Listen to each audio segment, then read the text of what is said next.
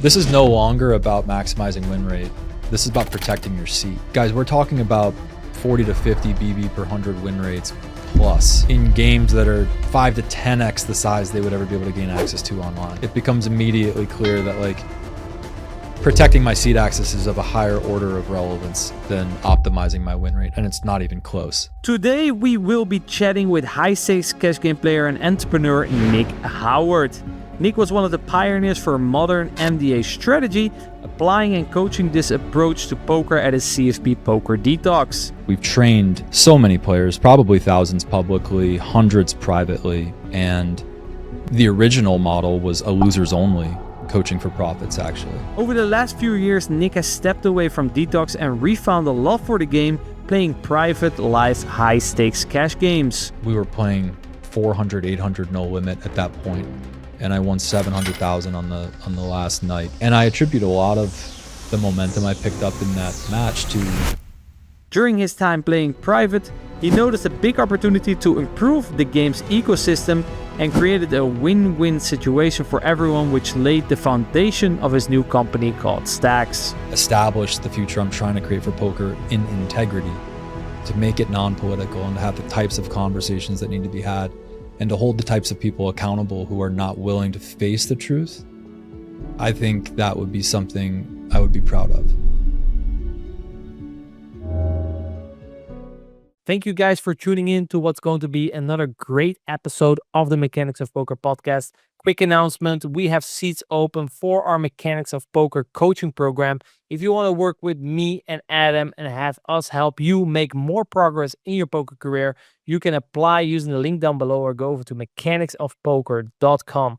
Without further ado, guys, enjoy this episode. Nick, many people know you as one of the pioneers of modern MDA strategy and the founder of Poker Detox. Over the past few years, you've stepped away from the online MDA world and entered the complete opposite, the private cash game scene, where I would imagine a completely different set of skills is required. Next to actively playing in these games yourself, you've launched a new company called Stax, which seems to not just be another coaching brand, but a full ecosystem designed to make poker more sustainable, profitable, and more fun for everyone involved. In the end, we all want to have more fun. But before we dive into all of that, I want to do some reflecting on the first 7 years over at the Poker Detox, and some of the biggest lessons you've learned. You've coached probably thousands of players over at Detox. What have you learned about the real reasons why some succeed and others don't? The first thing that pops into my head is something that my brother Patrick coined. He came on around 2018, and he was the moment where we really started to, I think, revolutionize MDA. Until then, we were bottlenecked, and he was able to sort of crack the code, I would say. But he has this phrase, in fact, I think he said this on your podcast, and it stuck with me. He said, the difference between a high performer and everyone else is if you tell a high performer he has a leak, you can count on it not being there 2 weeks from now. And I think it's a very simple statement, but it probably is the through line of every high performer we've ever trained is they self-correct faster, to the point where I would even say you could define intelligence as someone's ability to respond differently to the same event. And I think that is sort of like the heart of what a high performer does. He changes his response once he has sufficient evidence that it's a leak in this case. So that would be the first thing that pops in my head in terms of creating a distinction for high performers. We've trained so many players, probably thousands publicly, hundreds privately, and the original model was a losers only coaching for profits actually. That was the first flight, probably my own hubris. I mean, I wanted to try to prove concept in a radically different way than had ever been done, and I thought it would be cool. Looking back, I mean, it was probably the reason I lost my hair, but it seemed cool to me at the time to be able to flip a losing player into a winner. And so that was the first flight we took. That would have been back in 2016, I think. We took an original flight of losing players only. what made you change your mind? I know a lot of CFPs, if you look at CFPs nowadays, criteria is that, maybe you already need to be 200 NL with a positive win rate. Mhm. Like, obviously you guys came up with a model and you tried to improve that model over time. Did at some point you say, okay, we need to at least have kind of filter out the bottom of the bottom, because not everyone can make it as a poker player, even though, our model works for the majority. Maybe we should Sure. stricten up our hiring policies. Yeah, it was a difficult decision the whole way through it, just in terms of where to draw that line. I mean, originally I had a bias towards helping anyone. And then at some point we sort of had to turn it into a business, or at least start treating it more in terms of, well, at some point we need to make money, and we need to make sure we're not leaking, with a ton of low performing players on the team just to prove a point. So yeah, those thresholds developed over time. 2022 was the first year where we started implementing hard cuts. We would basically cut the bottom 10% or 15% of the roster every quarter. That was around the stage where we realized we really needed to start trimming down. I mean, if you look at the evolution of how the company grew, we started off very small with the losers only group. We eventually scaled to a group of maybe 20 to 30, maybe 40 around 2021, 2022. And then we had scaled to the 85 at one point. And it was just getting away from us. I think our filters for recruitment had really become too relaxed, and we weren't paying enough attention to the signals that would have indicated that we probably weren't dealing with someone who was ready for real change. I think I would just sort of put it that way, because, you never want to declare what someone's potential is, but looking back, the mistake we made was we thought people were ready to change their behaviors who probably just weren't ready yet. I think that's what you're dealing with when you see a small stakes player who can't turn the corner. So yeah, it was a learning process, and we lost probably millions trying to figure it out. Made great money too, but in retrospect, that was probably our biggest leak. Was not making the decision early enough to really tighten up filters for recruitment. But maybe we wouldn't have learned as much as we did about performance had we not trained those players and been able to develop a clear contrast of what is the difference between training a high performer and a low performer, and why it's so important to hold a standard for a culture. I think maybe to elaborate on the question just a little bit more, we started to see how important it was to the players on the team, specifically the high performers, to not include so many low performers. In fact, a survey back in 2024 showed that our highest performers cared more about having other high performers in their close circle than anything else. And they went so far as to say that the thing they disliked the most was when there was rookies on the team who were low performers. They didn't care so much if they were rookies. They cared if they were rookies who didn't meet the cultural standard of excellence. But sometimes you get a rookie and he's just like, ready to go, and it's a different type of guy, and you can tell he's going to make it to the top. What the high performers seem to dislike is the lazy rookie. They don't appreciate being in a culture with that type of player. And I think, there's good reason for that. I'd love to jump in here and discuss a little bit more about how you guys were able to transition from losing players to these kind of high performers, and the challenges you guys must have taken on, because this is not a normal business model to try to save the guys who are losing. It's more like these are the guys who are like, these can't be helped, and you guys took them on and turned them into winning players. So first question is, what are some of the common problems players run into that get them in this losing category, and why did you guys have the confidence that you could fix these losing players? I mean, this takes me back to the thesis of around 2020 for Detox, which was that the players were breaking down at a logistical level. Around the time Patrick came on, he and I were working very closely together, I would say in two lanes. He was building all the MDA in a way that had never been done before, but he was on the ground for the first time with managing the players. A big part of his process was just to see how are they responding to the new data? How are they implementing it? What works in theory does not necessarily work in practice. That had become sort of a maxim around that era. And I think one day Pat and I were looking over just the results of the players and the reports from the execs, and he turned to me and he said something along the lines of like, this just doesn't add up. Their stories do not add up with their results. There's something missing here. And it was around that time when we started to accept that the players were breaking down at a logistical level. Patrick wrote a whole article on this. He put it way more eloquently than I could, and he unpacked every part of it. But there seems to be a gap in the awareness of the low performer where if you were to ask them, hey, what'd you do today? Their story around what they did would be significantly different than an objective account of their process. And it's that discrepancy, I think, that's another thing that distinguishes the high performer from the low performer. The low performer has an obsession with making it sound like they did more than they did that day. To the point where it almost inadvertently gaslit us as coaches because, we couldn't figure it out. The guy is saying he's doing everything he needs to do and his schedule is dialed.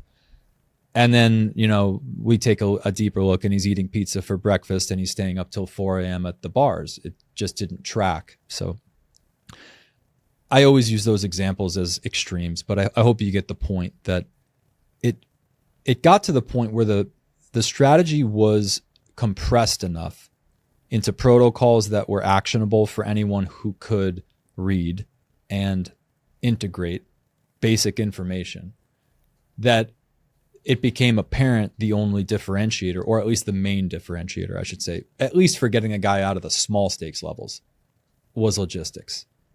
So that sort of became the vetting process at that stage, was like, we started to put more attention on the guy's schedule.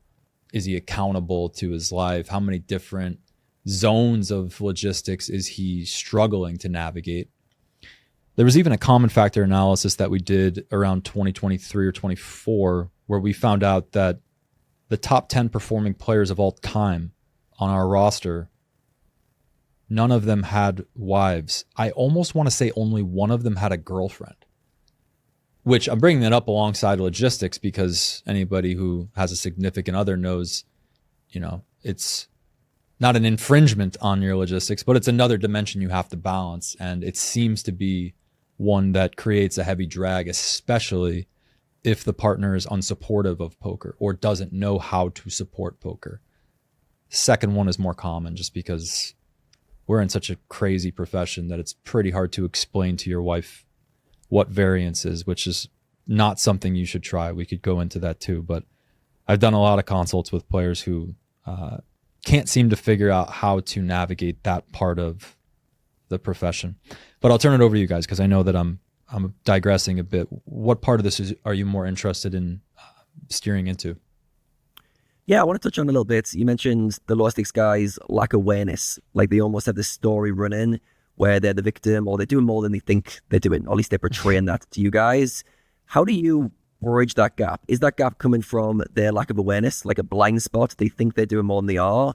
Or is it something sort of protection that they tell a story to maybe protect themselves from you guys judging them? And is there a gap that can be bridged? I'm trying to think from the perspective of, are these guys savable and we can go, right, we can gain more awareness and get you guys on the right track? Or is there some people who are so caught in their own stories that they can't be put into the system?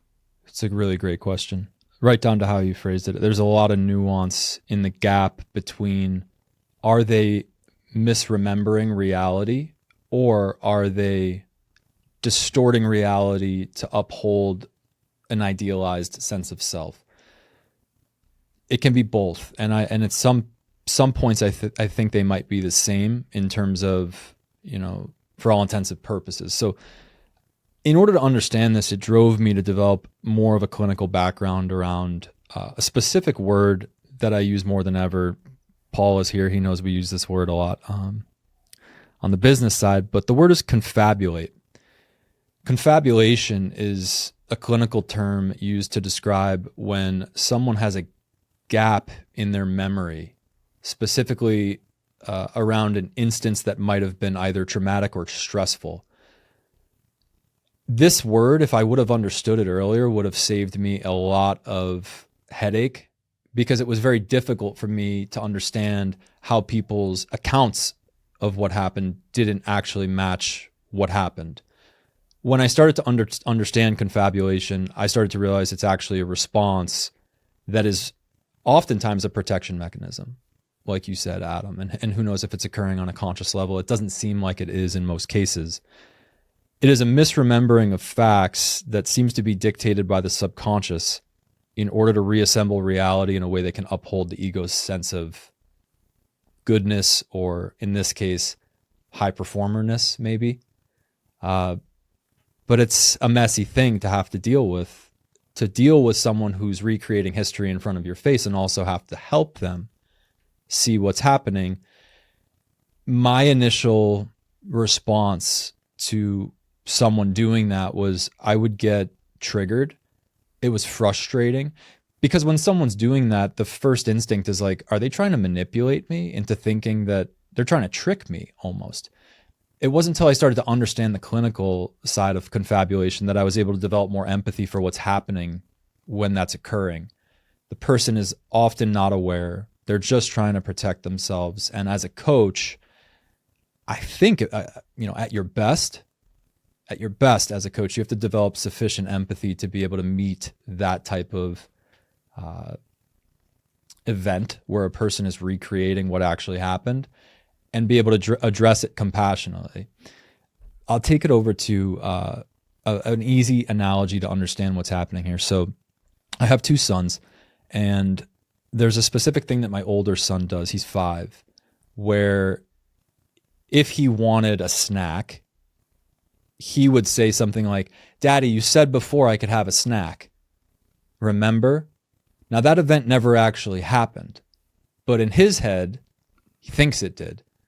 So the proper way, at least, based on my assessment of how to parent through that situation, as I say, Rio, that happened in your head. That didn't actually happen. And when you do that, you're basically reacquainting the child with the reality that there's things that occur in your head and there's things that occur in real life, and those are 2 separate things. And step 1 is establishing the difference.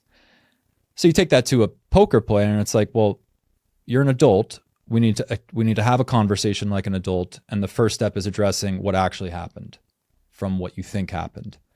If you can do that, I think you pass step 1. The player needs to acknowledge there is a discrepancy in their reality between how they think they're studying, how much volume they think they're putting in, whether or not they called that overbet when they shouldn't have. I could show you the hand. Do I need to show you 10 more to acknowledge that you have this pattern that doesn't seem to be serving you or, the company? Does that help a bit more, Adam, to sort of explain like how we address it? It's a difficult process. I mean, it requires assertiveness and compassion in balance. Not my greatest strength. I always lean a little bit too blunt, but I think I've had to develop a bit more diplomacy in these situations, and understanding the clinical side of it has helped me do it a bit. 100%. Yeah, the depth you went into there was perfect. And it got me thinking how challenging that confrontation must be, where basically you've got to, in an empathetic way, call the player out on, look, this story's in your head, not reality. And then they bridge that gap. I'm guessing there's a moment where you realize this player can bridge the gap and come back in tune with reality, or he can't. He's stuck in his story. He's too defensive, can't get past that. So yeah, there's so much depth that we can go into there. But yeah, I want to segue into the next topic, because we'll end up doing an hour just on that one. But yeah, I want to talk about the mindset gap between, let's say, low to mid stakes players and high stakes players. So you mentioned at the start of the conversation about intelligence, their ability to fix leaks, to take on data and information and then fix problems. Mm-hmm. We talked about the story narratives that often the lower stakes players can get caught in, either blind spots themselves or caught in an ego protection narrative. What are some other mindset gaps between the low to mid stakes guys and those guys who really excel at the highest stakes? Agency. I'll give you a specific example. Back around the time where we put out the public product Ether, that was an advancement on the original night vision product that anybody who followed MDA back then probably remembers. Detox put out night vision as a categorical archive of aggression hotspots, meaning like, here's all the spots where if you bluff, they will fold too much. That was sort of a whole sector of mass data analysis at the time that was tailored to the aggressive actions. Ether was a bluff catching almanac. It was the first time where we categorized a lot of different lines, formations, textures, and it would allow a player to go through sort of at a glance or in depth and identify, okay, these are the textures where people are either over bluffing or under bluffing. It was very practical as an upgrade in the sense that it would allow you to adjust in a pretty binary way if you ended up in a spot where, there was a lot of evidence that at least this specific player profile bluffs too much in that spot. Well, then I just press call. Simple enough. What we saw in the first intake of players who bought that product was that they were very clearly forked between two types of students.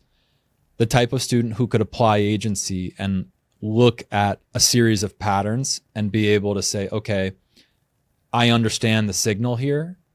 I'm going to navigate this gracefully and calibrate. That was a key word at the time. They could calibrate better when they looked at a bunch of different patterns in a row. The low agency player, the low performer, they correlate, he would look at that list of bluff catching patterns and he would say, okay, I like this. I think I get it. Let me take it into the arena. And the moment that one of the patterns would change in game, he would break down and he would return to the group chat and be like, I don't know what to do when one little thing is different. The player who has high agency does not have that issue. I can connect this to another trait that we saw emerge. It was probably the trait I saw in Matt Marinelli more than anyone when he was coming up. I had identified it early. I didn't know he would end up being as great as he became. Disclaimer. In fact, very few people know this, but Matt Marinelli applied to Detox twice and got rejected before he got in. Just to disclose how poor our recruitment filters actually were at the time. I don't remember exactly why he didn't get in, but he definitely didn't get what he deserved in those first two applications. But what I noticed with Matt, once I started training closely with him, was he was a man of principle, first principles especially. He would look at a system or, a series of, information, I guess, and he would be able quickly to deduce what he really wanted to anchor himself in from that line of information. I'm not doing it justice, but basically Matt would look at something and say, here's the most important thing in this batch of information, that if I just understand this thing, I can trust myself to use it and calibrate when I take it into the arena, even though the situation is going to change. He expected it to change, and he embraced the fact that you're never going to encounter the exact pattern that you study. But because he was so principled, he was someone who was able to play any game. And just to connect this over to what I think the biggest skill set is with live players, really strong live players at this day and age are the players that can adapt quickly to a warped structure. I mean, Rene, you know what they're playing over in Vegas. You were there this summer. It's standing game. It's squid. I mean, those are sort of similar, but it's antes, it's straddles. It's all the stuff that would require a player to be able to calibrate without just having a perfect picture in his head of how he's going to execute something he's memorized. It's not going to take you to the top in a warped model. So that would be the last thing I would say about that little riff would be, we're very careful which players we put into which environments. We identify agency first. We will never put a player with low agency into onto a site or structure. We'll never put him into a format where he's going to have to use, I don't want to say use his brain, that's too harsh, but where he's going to have to calibrate to a warped structure. Whereas like there are certain guys where like if we get a new, if a new app comes out and it's like it's using a different type of Annie structure, it's like, okay, these are the guys we send in first because they don't get overwhelmed by that. They outperform when the model changes. So I think I sort of came semi full circle with that. What parts of that are you guys interested in unpacking more? So many. So yeah, with high agency, is this something you feel like can be developed over time, or do you generally fall into a low agency or higher agency mindset as you develop? And I'm thinking about this because some players will be listening going, not know where they fit. Some will obviously be very high agency and go, yes, that's me. Others will be like, I kind of like a framework. I kind of like following a structure. I like knowing what GTO solutions look like before I start doing my own strategies. So yeah, is agency something you can build over time? And if someone was unsure of themselves, how would they go about building more agency? It's a really great question. I want to believe it's trainable. I'm not sure the extent that it is. At my best, my answer would be with the proper frameworks, the awareness over how to increase one's agency could be delivered effectively. I'm working on stuff to do this. I mean, half of my job on the day-to-day is to both identify the agency and the executive officers that are on the team, and also train them up with frameworks to develop awareness over where they've exercised low agency in an initiative that came up to my level, and I have to review the initiative, and I review the comms, and I can see, okay, the initiative broke down when this officer wasn't able to exercise agency here. Now, this happens with players too, but when you're dealing with a player, you're going to find it in his database. Oftentimes, it's easier to see how someone fails to apply agency in a communicational setting. The leading indicator of someone with high agency is are they taking initiative? Are they taking initiative to resolve a unclear point? Are they taking initiative to acknowledge a mistake? Are they taking initiative to solve a problem without asking to be handheld for more? Those three sort of pop up as the big three in my eyes. And in the hiring process, I mean, these days it comes to the forefront pretty quick, especially since we have an executive culture that's very aware of the importance of agency. We're constantly on the prowl for indicators of an agency, a lack of agency. Where did this guy's agency break down? I'll bring it up now, Rene, because I mentioned that I wanted to eventually talk about this, but it kind of connects. I can't go into a lot of detail on this thing, but it's GhostNet, and it's something that we're going to be debuting, unrolling in the future in way more depth. But GhostNet was originally a initiative developed to identify scammers in poker before they scam. Simplest way to understand that is through communicational patterns. I won't go into too much detail over how that works yet, but it's proprietary software used to compile tons of back-end data from people who have scammed us and our friends in poker in the past. That is something that we've spent a lot of time developing. Now, if I were to talk about agency, there are similar forms of that technology that we can use to filter a discussion. Say if it occurred in a meeting, I can filter that discussion through the meeting, and it will tell me, here was where the agency breakdown was. Here's an objective report of who underperformed in this meeting. And we can get a pretty clean third-party answer from the AI as to who's not doing their job. You can do that for players too. And so the trick at this point, or the balance that we're trying to develop, is how do we start to leverage AI in a way that doesn't cause it to lose signal through noise? Is this the right way of putting it? We don't want it to lose the forest for the trees, and it's easy for it to do that if you try to get it to start assessing a player's strategy in any way. So we can never take AI to the strategy level, in my opinion, for poker. It will get confused too quick, at least like not the ChatGPT AI that we have yet.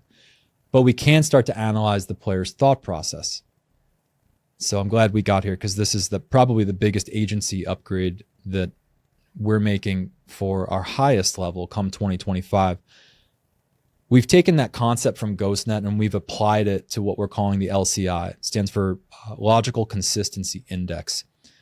A logical consistency index is basically a back-end archive of how all of our top performers of all time have analyzed hand histories, specifically in the context of data-driven strategies, but it's more about how they think and speak through a hand.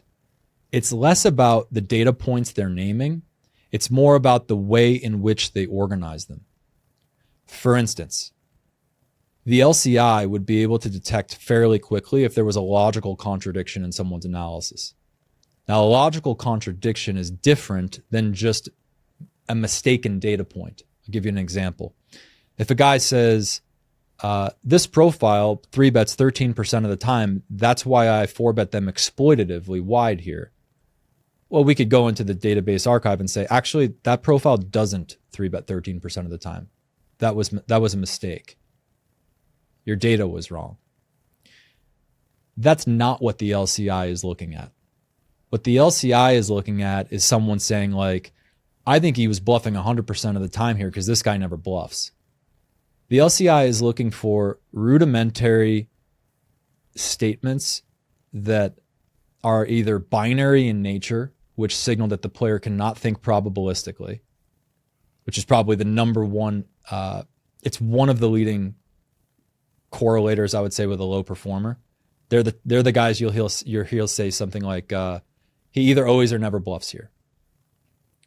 This is a guy that never bluffs. And like, that's just inadmissible once you're operating in a data-driven culture, because we all know everybody has a bluffing frequency, unless, super extreme situations where you just never bluff the whale. But case in point, the logical consistency index will give us a rating of how clearly this person thinks. Not in terms of did they memorize the course, but in terms of, is their nervous system regulated in a way that it delivers clear thought?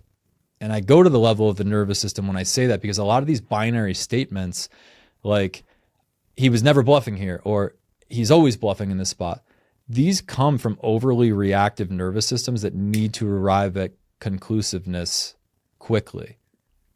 And it's what makes you a worse player. The secure performer, the high performer, is always able to base his assessment of a situation probabilistically. I don't know if you heard Marinelli talk about his hand with Linus. It was on one of the podcasts, I think the Mobius pod, but you can really hear the security of a high performer in his analysis there. And I think the funny thing that people don't realize is how simple and relaxed almost sounds like they don't care. It can almost sound like they don't care. But what's actually happening is he's arriving at such a principled position after, arranging the data points in play, where the hand just starts to look like, I had to call here. I felt like this was a spot where he was going to try to bluff me too much, and I determined that I had to just press call. So the end result can sound similar between a low performer and a high performer, but it's the way the high performer gets there that's much more detailed. I would say it's much more high detail. It's much more based, because it's always being formed from a probabilistic assessment. It's never being formed from an overly conclusive standpoint of he always had it or he never had it. It's like, I think he has it a little bit too often, so I decided to call. So I hope that gives just a little bit more comparison of the way that these two types of players think, with Marinelli being on the very far end of the spectrum of the most principled, calibrated thinker I think I've ever trained. There's a couple that come close to him that are coming up our roster right now that I'm interested to see how they do. But that is the trait where when I see it these days, I'm like, oh, that guy's he has the Marinelli trait, is almost the joke in our company at this point. Super interesting. You mentioned there like the dangers of binary thinking, and how like thinking from one side, never do this, must do that, I can't do this, I can't do that. And a lot of players fall victim to that with their thinking, just almost, as I said, protection based, but almost like they want to arrive at a concrete answer. Like they don't like the messy, I'm unsure. Where high performers, they're almost like, oh, let's think about this. Anything's possible. And they're able to sit in that ambiguity for longer. And I really love the idea of getting people to understand their thinking, where their logic breaks down, and getting people to, some sort of system to go into that. It makes me think of Ray Dalio. I'm not sure if you're familiar with his stuff, but he's got something called the believability weighting system, which he uses with his companies. And he looks for people in each situation, who's got the most believability, who's got the most track record of making logical decisions in this situation. So when they speak, we listen to them. Not the loud guy over there has a track record. I didn't know that.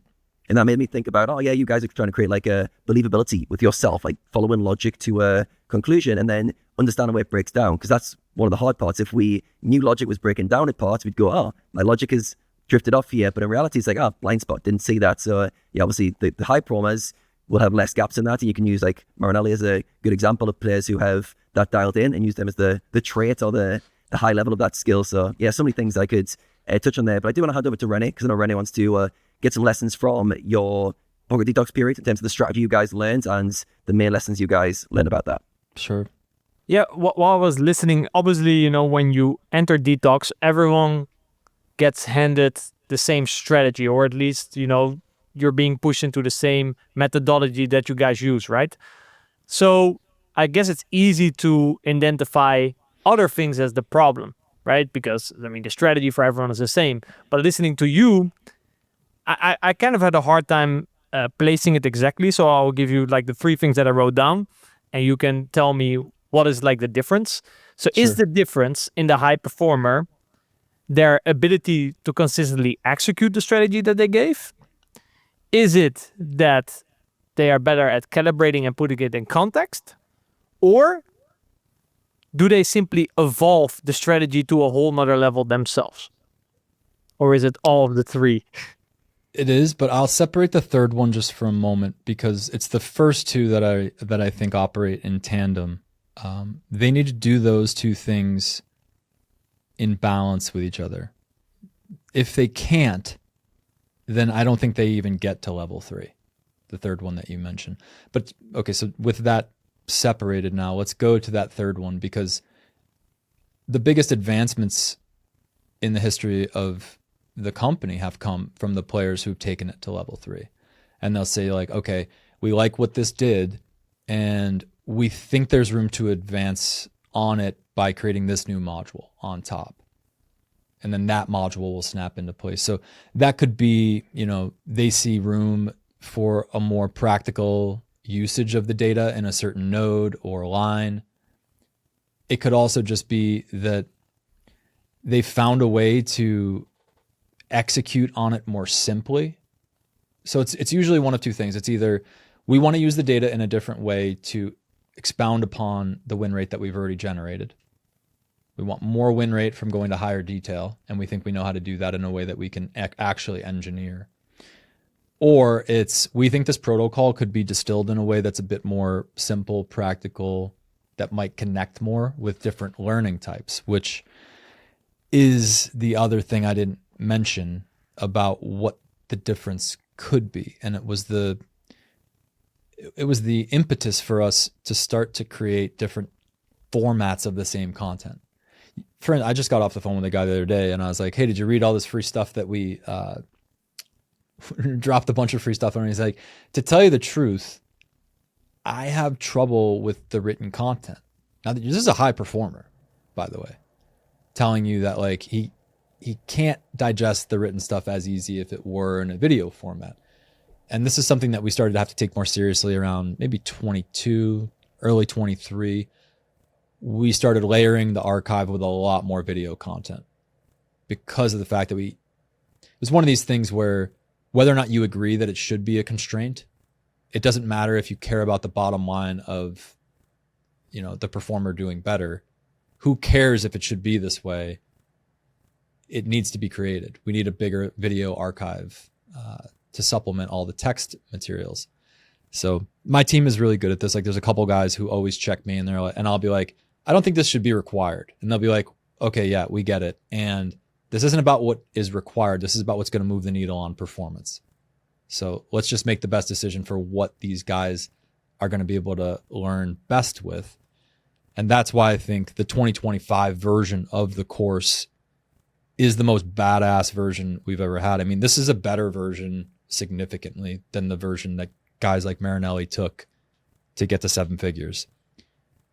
It's super compressed. It's been iterated thousands of times to make sure that not only is the MDA as refined as possible, but it coordinates to different learning types. It also goes to the level of detail that like it will describe a protocol in as plain a way as possible, to the point where I don't think a person should need anyone to interpret it. I don't know if I gave you the full story, Rene, about what we're doing with the content, but as part of the new initiative moving towards private, we're deciding to give the entire CFP course up until 2025 away for free to players who can get through the verification process and just prove that they're not a pirate, basically, because there's a lot of information in here that's sensitive to the players and coaches that helped build it. But we've decided to make it available to the public in the spirit of moving on into a private sector that we think has a lot more potential. So I don't want to pivot there before you guys are ready, but that was sort of the conclusion of the CFP project. It was realizing that the model made sense for a long time. It still does make a lot of sense for small stakes players who need funding and training, but we're moving towards more of a coaching for placement model instead of a coaching for profits model, where we see the future of poker being, do you have people fighting on your behalf to get you in the best, softest games? Do you have access? Because if you don't have access, it doesn't matter how good you are in the new era, you're going to be at a ceiling relative to the people who do have that access. So again, I'll turn it over to you there. I know I pivoted a bit. Is that because modern day, so obviously back in, let's say 2016, 17, edge to be gained by putting more effort into a better strategy, into your performance, you could get a lot more money because your edge would get bigger. In your opinion right now, is that edge just significantly smaller? That placement has kind of surpassed technical edge in terms of if you want to grow your income? 100%. At least up to a certain level. Like, there's just too much free content these days that's good. I mean, if you only looked at the amount of free content available, it would be enough to get a player way further than if it were 2021. So the delta there alone, I think, is worth acknowledging. But in terms of what is going to move the needle after high stakes, yeah, you either need super high level strategy alongside a group of guys that are really intense about innovating and applying it. I think the second part's equally as important, actually. Or you just need to acknowledge that what really moves the win rate is whether or not you can get into all the best games and whether or not you're protected in those games. And the protection is both access and security. Access in terms of, like, are you able to have your seat protected if you win too much? That was what the whole jungle pod was about. I documented how the whole idea of the Stax private agency was to finally create a non-political path for pros to not just get access, but keep it no matter how much you won. Politics, as I would put it in private, is first, are you able to get in fairly? Do you have a fair path in? That's step one. And then step two of is something political would be, are you allowed to keep your seat regardless of how much you win? If you figure those two things out, I think you have a non-political system. And that's what was missing in private until Stax sort of initiated the problem solve. So that's what that whole pod with Jungle was on. It was debuting how we created those systems in terms of why I think that's so important for the professional who may be reasonably well developed on the strategy front, is because there's nothing that's going to move the lever greater than access at this stage, especially with how the market is shifting. This happened fairly quickly with the movement to private. Happened over the last 2 years. If you were on the ground in Vegas, you were seeing it happen rapidly over the last year and a half or so. A lot of regs got very upset, and rightfully so, because a lot of the decisions being made were overly political. But usually, if you look at how markets work, things stay the same for a very long period of time, and then they shift very rapidly. That's what this phase is right now in poker. It's happening on both the apps and in live poker, especially in certain hotspots of the world where live poker has a pretty significant presence, like Las Vegas. So I would say yes. To answer the question full circle, the edges in strategy are diminishing because it seems to be a race to the bottom at this point in terms of people putting out strategy content. I mean, just look around at what's being sold and for the price points that it's being sold for. After we put out this drop, it's going to be difficult, I think, for people to justify purchasing much unless it comes with extensive one-on-one support, which I'll always say is, definitely worth value, especially if, the system needs to be interpreted and you need mentorship behind it. So obviously there's a difference between coaching support that comes with mentorship and coaching support that's just basically resources, do it yourself. But in general, yeah, I would say strategy content is in a race to the bottom. We're seeing it, and it's going to be very hard for someone to get it's going to be very hard for them to get proportional win rate returns from strategy content after they're already at high stakes compared to the exponential leap of getting into private games, both online and live. I mean, it's literally exponential. You're never going to take your 8 BB win rate to 80 BBs. You just can't do it through strategy. But you can do it through private access. So I don't think it's even a discussion. I think either you understand what's happening or you don't. And I feel like our job at this stage as coaches and pioneers going into private agents is to raise awareness around how big that opportunity has become, especially in some of the major sectors of the world where the opportunity is bigger than ever. Yeah, a lot to cover there. I definitely agree.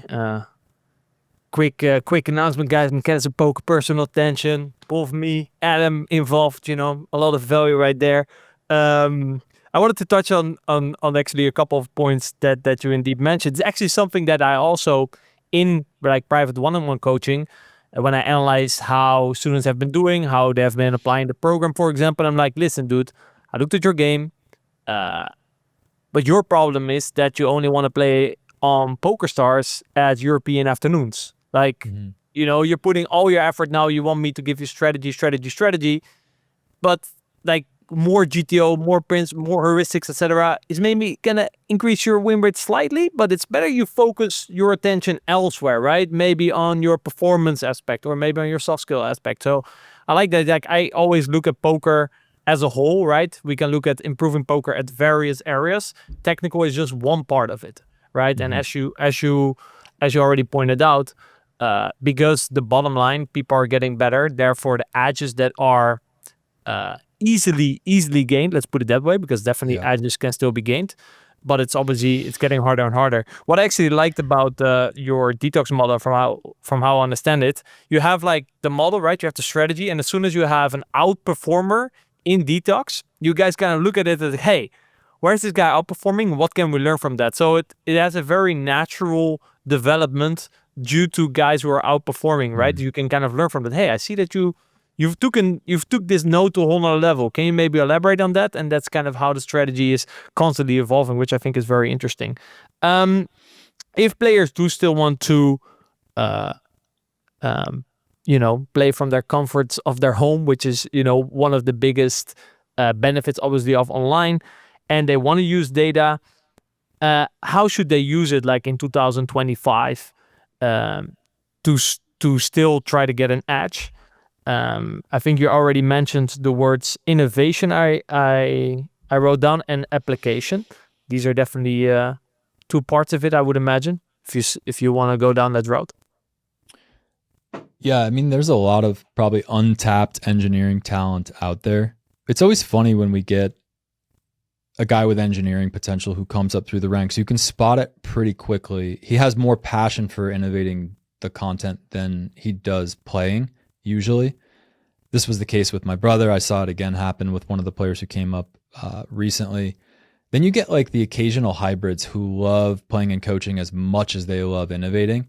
And I think those guys are really just the wild cards that when you find one of them, you need to make sure that they never ever leave your side, because they're so hard to come by, that they need so much tenacity, and they also have to be really good at the engineering side. So one of the players on my team, Cameron Hickey, comes to mind. He fits that profile. He's come up really strong, and he has that Marinelli gene in him, but he's also a great engineer to a great innovator. So there's that going on in terms of vetting the innovative talent. But if you've self-identified as someone who is passionate about innovating, I would say, the first thing you should do is make sure you've checked out the other great engineers before you in this industry and get all the free content or low-hanging fruit from whatever products they're selling, just to make sure you have a scientifically rigorous background before you start tinkering. I can't tell you how many times we've seen guys submit ideas for engineering, and it's like, this would have been great, but you missed something really important early on in the way that you developed this, and you have to go back to square one. And had you just run this past people who had more experience, they could have saved you from hundreds of hours post mistake. So that would be the biggest caveat I would say, is like, if you're someone who loves strategy development, go for it, and make sure you have a group of people around you, or at least someone who you can filter that through, who can alert you if you're making a mistake in the way you're modeling it early on. That would be my biggest advice to that type of person. You play a lot of live nowadays, or you transition more into the live scene. And I remember some debates that you had, I think in the past. I don't know, maybe on the podcast with Berkey about bringing MDA to the live realm, and then you were like, no, this is what the data say, so And then Berkey was like, oh yeah, you want to call the guy with the cowboy hat? Sure, go call him, but he's never bluffing. How have you found that the data transitions into live? The best answer is I don't know. I think that has to be my answer, because I won't ever get any falsifiable conclusions there. So all I have is my intuition. But I think Berkey was more correct than I was early on. I will say that like, it was overly conclusive of me to assume that his 10 years of intuition, I could see this in my head rolling as a Berkey reel now. Like, he's not going to be, he can't wait to run this one. I think I was not giving him enough credit for being able to see obvious things that we assumed wouldn't be true. For instance, when you add a data point like, this is old man coffee, or cowboy hat guy who's, a loose cannon, that changes the dynamics of a situation quite a bit. And if you add the interpersonal realm of that, which is, he doesn't want to bluff me because he just bluffed me last time, and I can see his behavior is not indicating that he's interested in bluffing me right now, I think it's worth a lot, especially if you're attuned to that type of stuff. So there's this theory that I don't know if you'd ever be able to prove it, but I sure think it's useful and cool that when you're in a live environment, everything sort of operates more on what Jason Su, I believe, coined this term. He called it a sample of one. Jason Su's a mindset teacher who is excellent at what he does and excellent at conveying concepts. I was working with him a few years back, and the first thing I saw from him was this idea of sample of one, which was basically trying to describe how, even if we had all the data we could possibly have in this spot, if we're in a live setting where there's energy and people and data occurring in the field that we can't necessarily process in a way that's quantifiable, but we know it's there, we can feel something. His whole thing is there's a right answer in every moment. If you can feel into the energy of the situation deeply enough, and I think his key word here is presence, there is always a right answer. We could say probabilistically, this guy's probably bluffing too much or too little, but in this specific moment, he's either bluffing or he's not.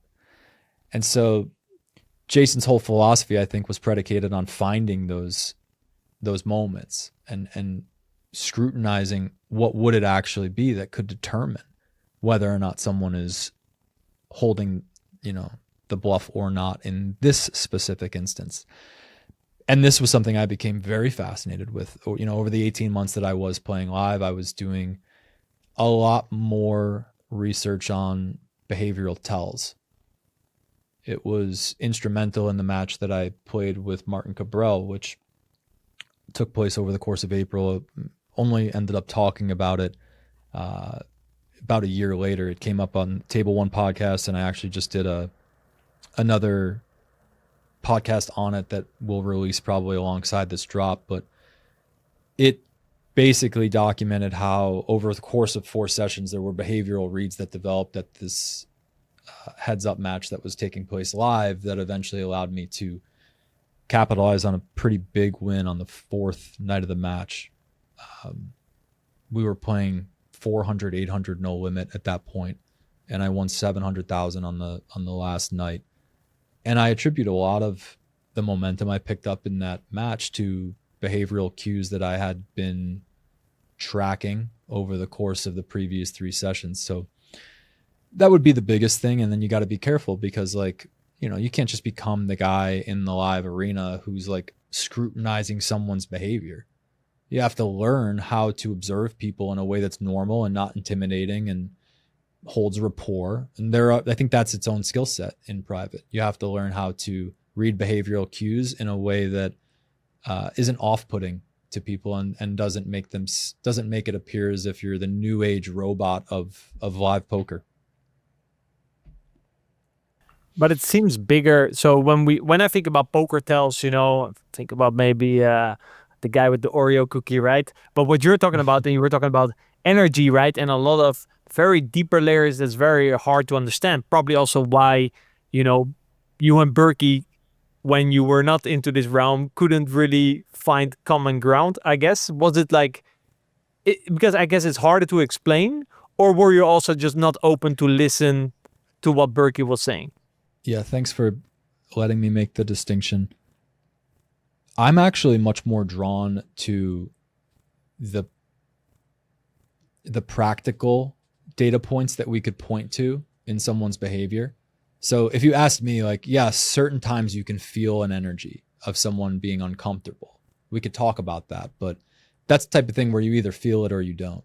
And there's been times where when we're training this type of stuff or studying, if I have 3 guys that we're all watching a stream, I'll be like, do you guys see what I'm seeing right now in terms of the discomfort of that player who's bluffing currently? What are you feeling that? Because I can viscerally feel discomfort when I watch him, and you can get 3 different answers from 3 different guys. But if I were to say, did you see how animated that player was with his physical gestures after he went all in that pot? Well, that's something we could point to and verify and say there's either correlation with the person being relaxed or not relaxed when they're bluffing.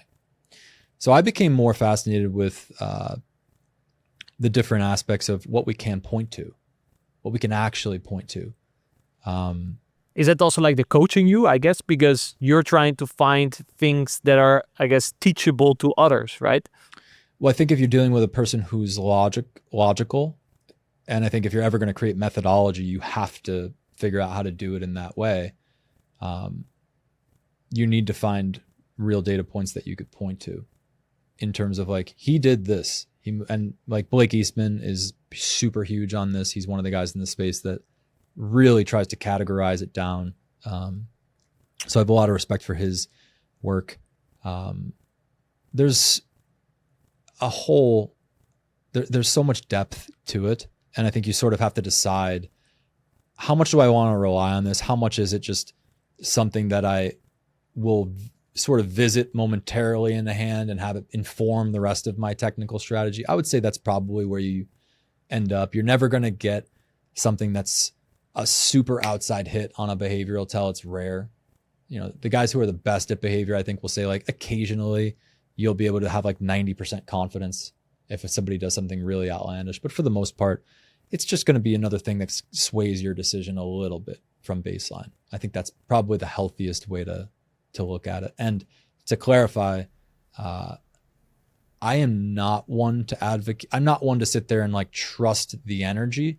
I'm looking for specific physical cues that I could point to. That's more my style, at least. And that's just a process of me being wrong enough times about what I felt like the energy was in the air that I stopped trusting myself to use that method. But yeah, I mean, I don't know what other people have access to. I'm sure there's some clairvoyants out there, like guys that are just super sick at, reading something in the undercurrent of the field that they trust and just are really accurate with. But I don't have access to that yet. So how, you mentioned already the word train. How do you coach or train that? I don't know if you can. I think you can provide, some resources to say these are behaviors that correlate with bluffing or not bluffing. But if Kind it's of going what to come Blake does, down, right? You have like a baseline sort of behavior, and then it's around like misinformation or being open or protective. okay, I'll ask you, Rene. If someone is about to make a sizable river bet and they take a stack of chips out and they're counting half of that stack down, and you see them sort of hesitating before placing the bet. If there's a hesitation in the betting motion, would you think this correlates more towards them bluffing or having a value hand? If there's hesitation either in the gathering of the chips or the motion towards placing the bet. Yeah, I see that sometimes that they maybe, and then they grab a stack and then they drop a couple of chips, so they put a little bit less. Then I would intuitively say that they're bluffing, right? Because they wanted to make a bluff, but they're kind of insecure about it, so they just drop a couple of chips because it feels that's then how they can put a trigger. But hey, this comes from someone who only plays online, so let's see. Adam, care to place a wager? I think it's going to go up the opposite way just based on the way you frame the conversation or the topic. But also I feel like when let's say I'm bluffing and I'm picking up chips, I want to get this over with quickly. So I just want to go done. So I'm not really thinking. I want to move my motion quite quickly to just get the bluff done. If I've got a value hand, I'm like, what should I do? I'm thinking a little bit more. Should I bluff? Should I study? this Did you study this? So yeah, the from what we have found, and there's sources that have done a lot of research on this too that I won't name, but the simplest principle here is it's counterintuitive. Hesitation actually correlates to relaxation, and someone who is value betting is relaxed. Someone who is bluffing is trying to swiftly get the job done without drawing any unnecessary attention to them. Can you give me the name of the author? I don't know why I'm forgetting it, but I need to give him credit for his books, because these books were really the best resource I ever.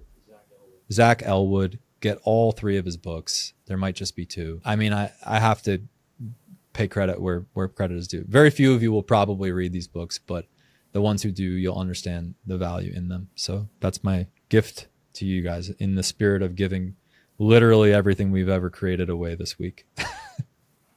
Yes, I would love to dive a little bit into your own personal developments and growth whilst running multiple companies. Mm-hmm. So let's talk about your detox periods. And you started out with these losing players, turned into winners, but that soon grew into a big company, a big poker brand with high performers and a big team to manage. So I'm curious to know, for you as an individual, how did you have to upgrade yourself, change the way you're operating in order to manage a large team of high performers? My communications probably were the zone that I improved that stand out to me. Is like, if I look at the full scope of the last decade, the arc of my development as a person has been communications, again, at my best, because I can still get, pissed off. Specifically, what bothers me these days is if I feel like someone is not being direct in terms of solving a problem that they say we're trying to solve, or if they're deflecting from an issue. I get pretty frustrated or assertive pretty quickly there. But I think what makes me effective with the team that I work with is that I've chosen people to carry forward the initiatives of the company that value truth at a very high level. And what I mean by that is these are people who push come to shove, would prefer that we get to the bottom of a matter regardless of how inconvenient it is for anyone in the room. We all have a common objective, and I think that is the North Star of a company that performs at a high level. Is it doesn't matter who made a mistake.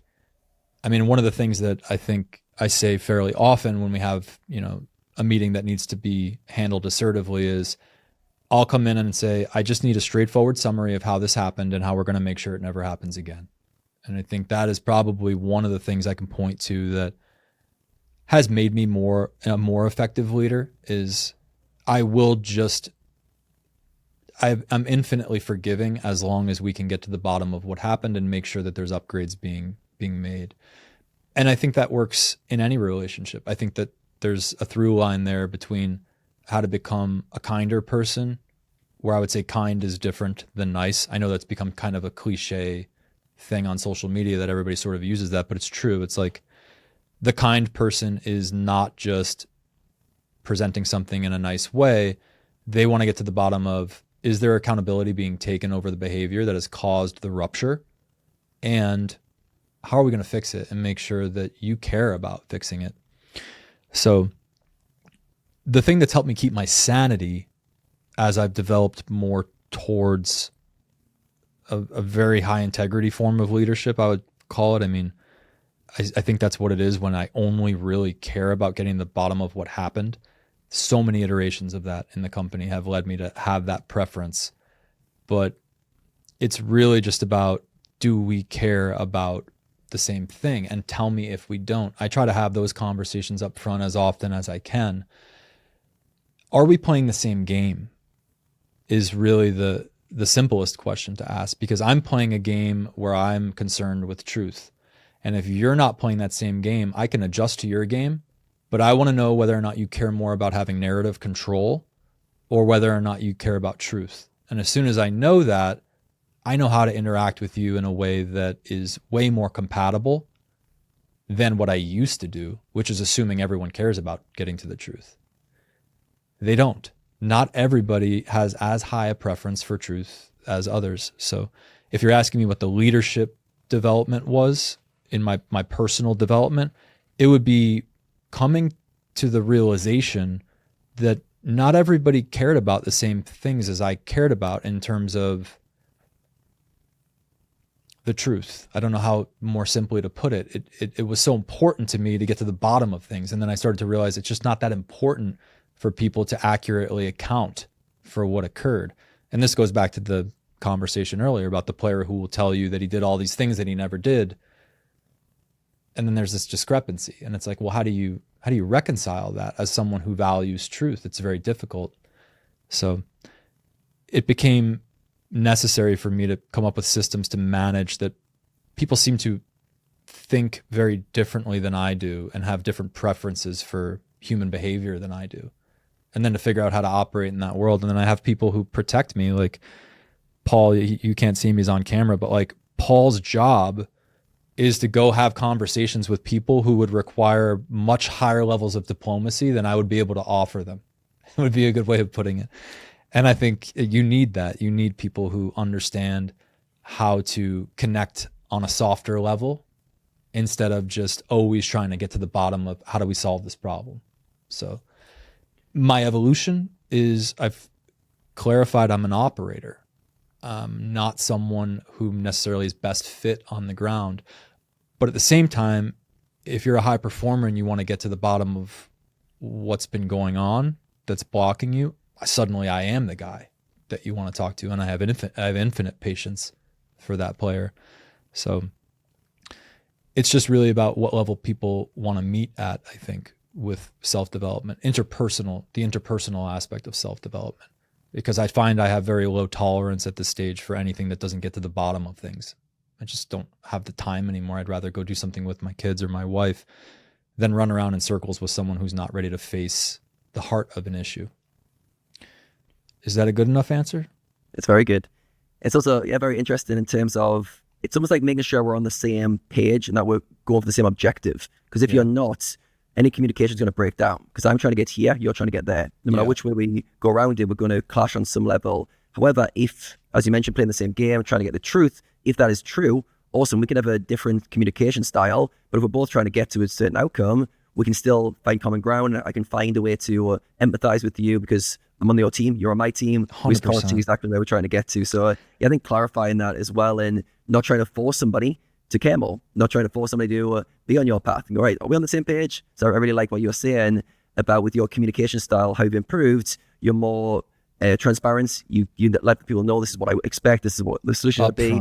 Upfront. Yeah. The more upfront, the better. It's funny, as you're speaking, I'm remembering I'm in a negotiation this week with a big potential partner from South America who does not speak English. So I'm going through translation, translators using ChatGPT to get the negotiation done. And there was a stage where I had sent a message that I had, spent a good amount of time on making sure it was properly charged, diplomatic, and I send it, and the translator for this guy messages me privately right after I send it, and he says, the man you're doing business with prefers a very straightforward, blunt style of communication. Please just list in steps what you want. And I was like, this might be my guy. This might finally be my guy. So unfortunately, he doesn't speak English, but this is the type of communication style that I rarely encounter, that when I do encounter it, I have a lot of respect for it, because I think I know I can connect to the struggle that person went to arrive at that specific preference. People who have a very straightforward communication style usually developed from environments where they weren't able to get to the bottom of something quickly. There was a lot of gaslighting occurring usually. And so I think this preference develops from a background that I can relate to. It develops from really wanting to get the job done, and also not having a tolerance at this stage for anybody who's trying to pollute the environment with biased information. Yeah, I think that touches on the challenge we have to try to move towards objectives whilst dealing with real people, with their emotions, their stories. If we could remove a lot of it and go, right, we're both trying to get the solution. I'm action-oriented, solution-based. Let's get these action items going. Most people struggle with that kind of bluntness, that kind of directness. They want to feel understood, feel heard, feel a lot of different things in that communication. So yeah, it must be refreshing when you find it is. And I think, the through line of all this is like the person who wants to talk more about the emotions, this is not strongly correlated with high performance. And it's not a judgment. I understand at certain stages a person needs that for their development even. I mean, a big part of my emotional development was using the internal family system structure of psychotherapy. That was huge for me. I spent 2 to 3 years, 2 to 3 times a week in therapy, learning how to talk to myself in a way that I was never trained to do when I was a child. Supportive self-talk. People who prefer to have emotions coddled up front usually have not developed a secure central voice. And so I understand why that's necessary. They need to feel like it's safe before they can even entertain logic. At the same time, it is objectively inefficient. And if we have to go to that level first before solving problems, we're going to be slower than if we didn't have to do that. And so what you see with the high performers, Jack said it the other night at dinner. I said, like, I do a thing lately where I say, I'm going to deliver the feedback and I want you to ask, I let them decide on a scale of 1 to 10 how much candor they would like me to charge the feedback with 10 being ultra blunt. And I've learned to do that almost as in the same vein as I learned to ask someone up front, are we interested in truth? Because I just want to know what game I'm playing. This is the micro version of that. It's like, we're having a very difficult conversation. It's on me. And before I speak, I'll be like 1 to 10. Anybody who's close to me, they'll choose, and I'll just jokingly try to calibrate it. And so 10 is usually like, you're being fucking stupid or something along these lines. Like, you're being ridiculous. It's a way to basically try to meet them with whatever their preference is. And the high performers, they always pick high numbers on the scale. In fact, the kid I'm talking about at dinner, he's like, why would you ever not pick 10?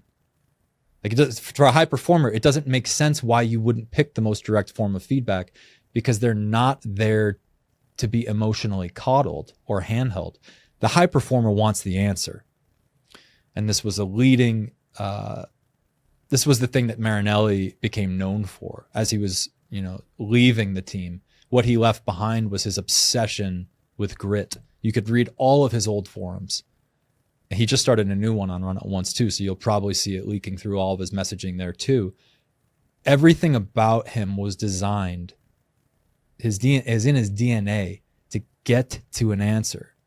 No matter what it took for him to find the answer, he would plow through every forum, every Discord thread. It wasn't an option for him to not arrive at the answer. And he called it grit. It was a word he used more than any other, and I've heard it called other things, but his grittiness to get to the bottom of something puts him, as someone who would be on the high end of the scale of wanting delivered. They want to be delivered the truth as efficiently as possible. And it connects back to what Patrick was saying about the difference between the high performer that I mentioned early on. You tell me he has a leak, you can expect it won't be there in 2 weeks. Yeah, I think high performers, they want to get to the answers quickly as well. They don't need that time in between to waste time. I have some friends who come to mind. If I give them a ring, there's no small talk. It's like, what do you need? What's the decision? And we've done it in like 20 seconds because it's quickly, this is what I know Adam's ringing for. I don't need to ask about his day, what he's up to. Let's get down to business. And other people, that'd be quite offensive. So as my girlfriend hears me ring those friends, like, that was really blunt. And I was like, they want directness. They don't want me to offload. But yeah, I think it's really interesting to navigate that. Yeah, I was actually curious then, Nick. What number does your wife pick?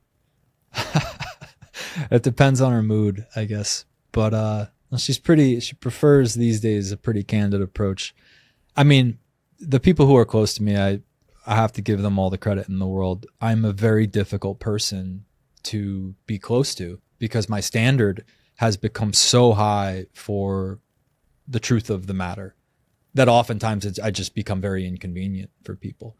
But I think the people who know why I am like that tolerate me. So I have to appreciate that I do have people in my life that do understand it. Big shout out to our sponsors. First off, GTO Wizard. If you're looking to level up your game, let me tell you about GTO Wizard. It's got everything you need to improve, whether you're just starting out or already crushing it.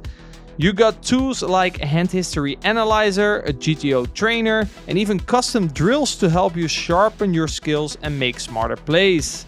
It's what so many guests we have had on use to dominate cash games and tournaments. Get started for free and get 10% off your first purchase using the link down below, gtowizard.com/mechanics. If you sign up, you also get access to the weekly coaching webinars where you can learn from me and other great coaches. So looking forward to educating you guys over there. Next up is Coinpoker. Coinpoker is one of the fastest growing poker rooms in the world right now. In a world where sites seem to care less and less about their players, Coinpoker is showing good promise, listening to the community and providing a safe and sustainable playing environment. Join the action, get 33% rakeback and 150% deposit bonus using code TMOP or register using the link in the description down below. But without further ado, let's continue chatting with Nick. So in 2022, you decided to take a step back from your active roles with Detox. What led you to take a step back from Detox, and what was it like letting go of control of something you'd built from the ground up? Letting go of the control felt easy at the time. I felt like I had established more than I did in terms of standards on both the executive side and the culture. I think I wasn't prepared for the types of problems that we would start to encounter without me being on the ground. And I don't think that's necessarily the fault of the team that I delegated to handle things in my absence. I think it was more the developing landscape requiring new problems to be solved. And those problems were not being solved fast enough to prevent the satisfaction of the player, the client, from being affected. So I think if I were to look back and say, what was my mistake? My mistake was probably in thinking that we're in a stable market where things are not going to shift much. And I can sort of step away without having to be on the ground to keep innovating, to stay at the, on the forefront of this industry. Anytime you do that, I think your competitors just start to sneak up on you, and it's not even competitors as much as it is your culture starts to stagnate because no one is really pushing into the next level of innovation, aggressively at least. In any stage where the company was thriving, it was because two or more of the executive leaders were aligned on the ground, really carving into the next level of the product. So it was that product innovation that was being pinged off of the player base and saying, how are you guys liking this? What would you like to see different? Something about that continuous flow of innovation and getting feedback seems to be what creates a system or in a culture to thrive. And in our case, what we ended up realizing was you can't actually separate the two. The biggest lesson that I think we understand now in 2025 that we did not understand clearly enough until early 2024 was you cannot actually separate the culture of a team from the capacity of the players on it. It should not be that way in theory. And you would think it's less likely to be that way with high performers, and that's true. But the effect that strong culture has even on high performers still takes them to levels you wouldn't expect it to be able to. It's still way more important for the high performer than you would expect. It's incredibly important for the low performer. But even for the high performer, you still get disproportionate returns on having better culture. So everything we do now in terms of the guys we still have contracted, where that model will dissolve into something simpler. We won't be doing makeup deals anymore, at least at high stakes. I'd like to go into that just a little bit as to why we made that decision, but those deals are all cleaner and they allow the players to basically just arrive at a level where they have access to all the best games. They've built enough trust where they can be placed in private. That group is at this point around like 10 to 20 guys that still exists. And that was down from the 85 member team that we started implementing cuts on back in the beginning of 2023. So we've really whittled it down quite a bit. I mean, it's just been a process of negation for the last 2 years of getting very clear on what our standards are for the culture and who is meeting them, and being extremely candid at each stage about who's going to be moving forward to the next level with us, and no judgment if your philosophy is not what ours is, but we are evolving. I mean, that's one of the harder conversations to have with players who have been on the team with you for some time. It's just the evolution of explaining to them that we're evolving in a way that might not be in alignment with you, and that's okay, but we just need to have this conversation to see if you're coming with, because we're going over here. Is that transparency again? That's direct communication. So you mentioned when you did step away from Detox that you had to learn to do nothing, which was harder than any poker problem you've had to solve. What was it like to do nothing, and how did you deal with that over that period? I healed for a couple years. I focused pretty extensively on just resolving a lot of stuff that I hadn't been able to really close the loop with. Going through the period of building Detox, it was, a very intense 5 years in terms of all the lessons that you're learning, both intra and interpersonally. And I tried to take as good of notes as I could throughout the process, but I was working hard enough during that period where I never really got the chance to really integrate all of it.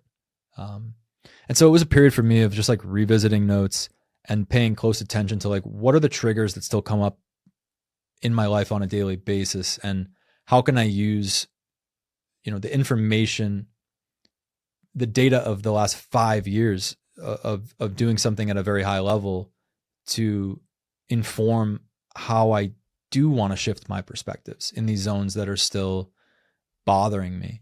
I think maybe the best maxim, and this is something that I first heard clinically, it made a lot of sense. And my wife and I have sort of developed our own vocabulary around this. It's been probably the most helpful thing for our relationship that I could name. But the original clinical tweet that I saw after I did a lot of my own internal family systems therapy work around the time where I took this break. Internal family systems, for those of you who don't know, is like a very popular form of psychotherapy, IFS, where you learn to communicate with different types of emotions as if they're different parts. This Disney movie was based on it. I forget what it's called, Inside Out or something. That was basically like the personification of IFS. IFS seems to work really well for people who can't contact emotions clearly. It specifically was popular with poker players. When I started to bring it back after I went through that healing phase, I was like, I think I found something that could probably help a lot of you who have the same issue I had, because I was never taught how to work with my emotions. So that's IFS. The maxim that came from that tweet that really struck me was, this was from a therapist that said this. They said something like, the journey through healing or psychotherapy is basically moving from an extreme level of a belief back into a place of security at a rate that you're in emotional agreement with. So if you were to, in any perspective or belief realm that we could identify, if you just think of it in terms of a continuum, and you have the extremes of that, and then somewhere in the middle, the poker player should understand there's a balance point. That balance point is how a secure person would operate in that zone. So on either side, you end up having like a lot of reactivity. So somebody drops a plate and it smashes. A person who gets really, really reactive in that moment is operating on one of these extremes. They either project and they get super angry, or they go run out the door because they're afraid. Those would be like versions of the extreme response. And the secure person basically looks over, they get shocked and their nervous system regulates it, and they're like, is everybody okay? It would be the secure response. So when I started to understand that framework, it became much easier to work with emotional responses, because seeing a framework like that, for me at least, makes it make sense. Like, where should I be? If I were healed in this zone, where would I be? And what would my behavior look like? So I became fascinated with modeling secure behavior. I became fascinated with like, I wonder what a secure response would look like in that zone, where I just reacted more than I maybe would have liked to upon review. And so I took this into a lot of relationship work with my wife when we were getting, pretty deep into it. And what she noticed was, whoever cares more is usually being more extreme, which is kind of a funny thing for a woman to say, because that's more of like I would say that's like a very masculine type of balance, to be like, well, don't care very much and I'm more balanced, I'm more secure than you. But like, she was able to spot that, and I was like, damn, that's actually pretty based. Like, you could almost assess any interpersonal relationship or any interaction based on who cares more, being the one who's operating from a more extreme position in the moment. And so that's like a first principle of what I was really exploring during that time, is like, how does human behavior map in a way that a poker player could relate to? What are we actually looking at here in terms of like equilibrium? What is the equilibrium in any situation, depending on what perspective or belief is being activated? And then just getting curious about like, how could I behave differently in that spot? What would it look like to be more effective in my communication in that spot? And so I think that's where most of my inner work started to circulate back into relationships with others, is like, I would take what I resolved in that belief system and be like, okay, that's going to change how I communicate in that situation with someone when that happens again. And I think that's sort of how real transformation, that's how I gained conviction in my transformation. It was one thing to really feel like I had been resolving a lot of stuff when I stepped away during this time. It was another thing to come back and realize it had directly changed how I was able to relate with other people in a way that wasn't cliche at all. I mean, you hear people say like, how you talk to yourself is how you talk to others, but like, it really was a true thing that I noticed, and I think it was very valuable for me at that time. I'd love to do an example of this for yourself, because it feels really powerful in terms of the framework you laid out there. I'd love to like wrap it up for the audience so they can get something to take Sure. away. Well, why So you don't I put it mentioned- in the perspective of a poker player who's talking himself through a bad session, because that's a big part of where I noticed there was a big upgrade available. So, okay, let's pretend we're in a session where everything is crumbling. We're losing every hand, okay? And we're losing them in ridiculous fashion. One-outers. Stuff that should never happen. And there's a pressure being placed on us from somewhere that it feels like we're not in control of, where we're running through catastrophic sims in our head of everything from the poker gods must hate me to this may never turn around. How am I going to make rent? All of these places the mind can cascade into when it's not sure whether or not everything is safe. I would say it's the simplest way of putting it. So there's a fundamental threat when you're running as bad as I'm describing in this session. Okay. So if a player were to ask me, what does the self-talk sound like from a trauma-informed standpoint? There's a word that I love. It's called resourcing. Resourcing is basically when you are able to move your nervous system back into alignment with a series of, I wouldn't call them affirmations, but I'll just sort of model it so you guys can get the point of like how this works.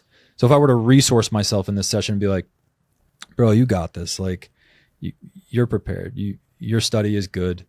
You didn't make mistakes in those spots. It might have been slightly different than the sim you looked at there. And maybe you rolled 10% too high, but like, you're good there. Like we got a hand over here. Okay.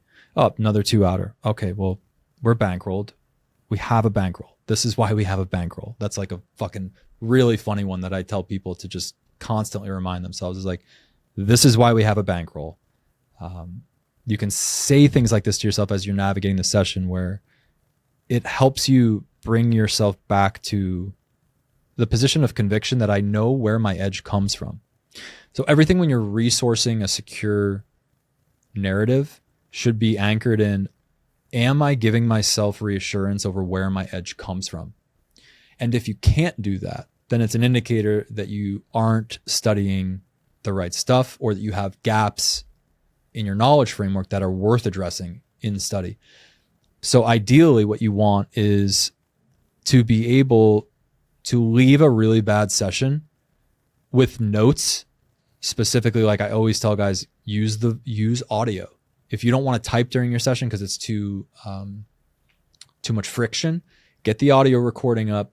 And while you're right after the hand that caused you some type of confusion, ace jack suited on 5-4 deuce 2-tone, he check raised the turn and I felt XYZ. I felt myself drifting into wanting to re-raise all in, but I ended up just choosing the risk averse option and I'm not sure if it was right. Now I have that locked in. I have my exact thought in the hand that caused me cognitive dissonance. And if I have a collection of those, I can take them for a walk after the session and start to carve them down into real questions. And those questions are what form the basis of the next study session. The goal of the poker player should be to eliminate the amount of instances where confusion in session causes cognitive dissonance. Because the dissonance is what's going to leak into the next mistake in the following hand. I mean, we can talk about having a big leak and how big of a problem that is, but the silent killer is what happens in the hands following you questioning the previous hand. That's where all the bigger mistakes end up getting me. That's where the drift occurs. And to the point about people not even remembering what actually happened, this is where you see confabulation creep in. So the guy's thinking about 3 hands before, and he has no recollection of how he folded in that spot that really required him to defend. Or he missed an easy spot to pull a trigger. And you'll go and you'll review it with him, and sometimes they have no recollection of the hand happened. Okay. Other times what they'll say is, I remember it, but I thought I'll just take the aggressive action next time. This was one of the top things we noticed in consults with players who were missing aggressive zones. Plus EV aggressive option is on the table. They drift passive. We're noticing in their database there's a super long passive drift. And the player's justifying it by saying, I'll do it next time. So all these different ways that like you can just see this type of insecure narrative develop. And that one doesn't sound like it's, overly reactive, but it's a huge culprit in guys that are not able to consistently deploy. Marinelli probably said something in a tweet. I forget exactly what the quote was, but it was like, in order to be a super high class poker player, you have to do insane shit all the time that doesn't seem normal and keep doing it consistently, relentlessly almost. I'm butchering the tweet, but like it was a nod to how relentlessly crazy you need to be willing to look with aggression frequencies in certain spots if you're going to really dominate. Yeah, and how challenging that is when the mind is not confident in a moment. It is doubting yourself.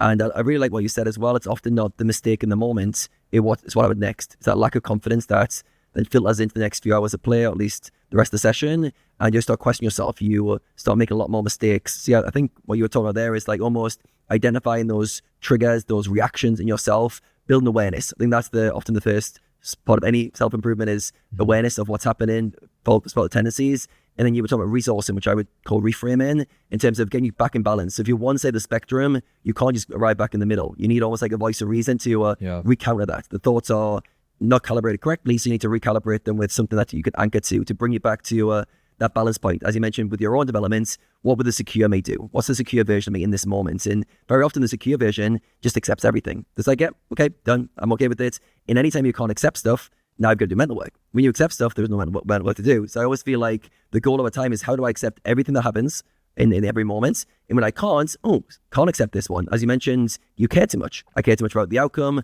I care too much about my image. Okay, cool. I care too much right now. How do I get myself back in alignment with some sort of resourcing in that moment and practice that skill over and over till I learn to accept it more, till I get back to that moment. So yeah, so many things that my mind was sparking there, but I think that was well, I can tell you've done the work. I mean, you can't speak like you just spoke unless you work through that stuff.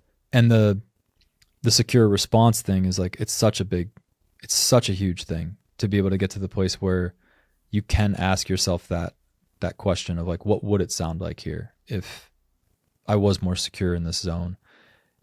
A high performer needs to be willing to, they need to want that. I think that's really when conversations result in progress, is when the high performer can say like, how would you replace my perspective in this zone? Oh, I love that question. That guy has my infinite patience. How would you replace my perspective in this zone if you wanted to make it more secure? That's the only type of guy I love sitting down with these days, because then we can riff on it and I can ask questions like, okay, well, when that thing happened, I forget what you just said, Adam, but this is what sparked it. You said like, you weren't okay with this thing in the moment. So when you weren't okay with it, what part of you was not okay with it? That prompt, which is an IFS prompt because it puts it in parts therapy form, seems to create way more awareness in people who have not been able to develop the skill set to the fullest yet. Once you say what part of you is threatened, now they're able to grab onto something. So these are the conversations that I love having with players who really want to go deep. It's probably the only real mindset work that really still inspires me lately. And I just want to acknowledge you for the way that you framed it, because you're clearly at a high level with it. Yeah, I think it's taken away that full personalization of this is me and creating a kind of a part where you can examine and correct. And we all want to get better. We all want to improve. We don't want to be reactive people. We want to be high performers at what we do. But sometimes we feel like we're not, like as a full entity. And that's challenging to solve. But once you go, oh, that part of me was triggered. Okay, let's explore that part of it. Let's fix it. So it's like going to the gym and going, I've got weak biceps. Okay, cool. We can do some exercise for biceps and we can get those stronger. And now it's a problem that can be solved rather than a deficiency that is just innate to you. I think that's where mindset gets very practical, when we can start to piece things together, get parts and go, right, how can we fix or upgrade this exact part in this exact moment? So when this happens again, you're ready. We can fix this almost like a car that's got a flat tire. We can fix the tire. We can upgrade that part of the system. So yeah, I really like your practical way. I think we converge a lot on this as well. All right, I really want to transition now into the current day. So let's bring the story together. You've done the detox chapter. You've done some of your inner healing. You've done a step away from being busy, being in business, but then something drags you back in from a new moment of clarity, but also a new venture. So talk us through how you entered the private cash game arena and how the opportunity presented itself. It was a bit of a fluke. I spoke about on the Jungle podcast. I'll give you the sort of the 2-minute recap of how I got back into it. So we had been doing a lot of consults with players after the Marinelli era on the CFP side. And they were saying things like, we saw what you did with Marinelli. We want to get to that level where I think around the time Marinelli did the podcast with you is when he was like, America's #1 player or something. And he was pushing 7 figures a year. Not many guys get to 7 figures online. I mean, you can look at Smart Hand or just ask around, but like it's pretty rare. There's probably 10 and on any given year that do $1 million online, public at least, if they're not in private apps. So we did a lot of these consults with guys in like the 200, 300, maybe 400,000 a year range, and they're wanting to know how to get there. And all we can really say is, well, they used this system and they worked relentlessly. And those are the two that you need to put together, basically. That's the only way we know how to do it, at least. And then, you would start to see them start to squirm a little bit. And it was at that point where we realized, everybody wants 7 figures, but not everyone is willing to give up everything for it. Like we saw how these guys trained. We knew what they sacrificed. That's why they're top 10. But top 10 in this industry, at least public online side, is a 7-figure cap. It's $1 million a year if you're one of the best. And so it bothered us that we were losing potential with these contracts because, I didn't want to contract a guy that I can't guarantee is going to get where he wants to go unless he gives up everything, especially if he's not ready to give up everything. So we started looking for where the money is, and that was what drove me to the live scene, eventually private. First game I was invited to was one at Aria, Table 1 game, who are the guys we eventually partnered with 18 to 24 months down the road at present day. That game was very fun. I remember walking into it feeling like this is what poker's supposed to feel like. This brings me back to the glory days where we would see Moneymaker and we'd come home from high school and we would watch the Full Tilt, Rail Heaven and Poker Stars and whoever was playing big. It really brought me back to that feeling, like the first home games too, even. Those guys, I don't know if you know the Table 1 crew, but it's just a very home game vibe. There's something different, something almost like magical about being with that crew. And I didn't expect it. I didn't expect it to feel that way. I didn't expect to make the types of connections I did with a lot of players in the game, pros and recreationals who were just coming through town. We were going out a ton socially. We'd do, restaurant, bar, club, and you'd restart at 1 p.m. and do it all over again.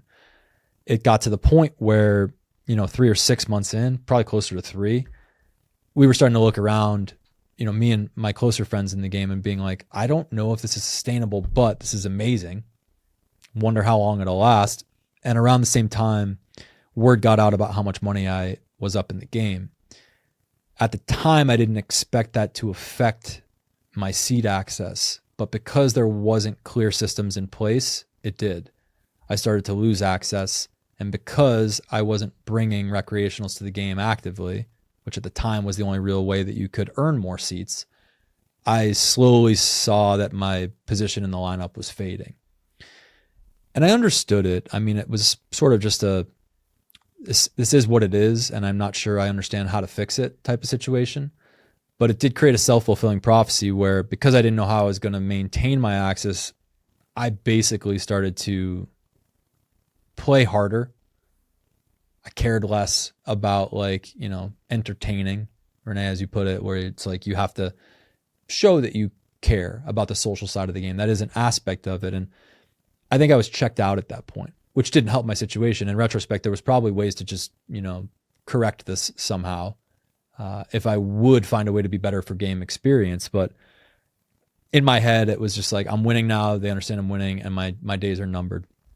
So as I started to lose access, I started to put more attention on, well, what if we could create real systems to make sure that a pro's access was not dependent on how much money they won in the game? I started to get pretty fascinated with how that would work, I started to look at it from the perspective of there's a way to do this. I know that there's a solution here. And if we can find it, it also solves the problem of the low six-figure online grinder who's capped because he can't ever make seven figures online unless he wants to give everything up. Private would allow him to do that if he could get access. So we started solving for access. We started to really break it down to the first principle, which ended up being, what does everything depend on in order for the game to be healthy? What is the common interest of the game runner, the pro, and the recreational? Well, it's a fun experience. It's whatever is good for the game. Because if the recreational has a good experience, that game survives. And so the first principle of Stax, which ended up being the agency that developed from this evolution of designing new systems without politics, the heart of Stax is everything functions around whether or not the recreational had fun at the game. And if the recreational is not having fun, then something is wrong.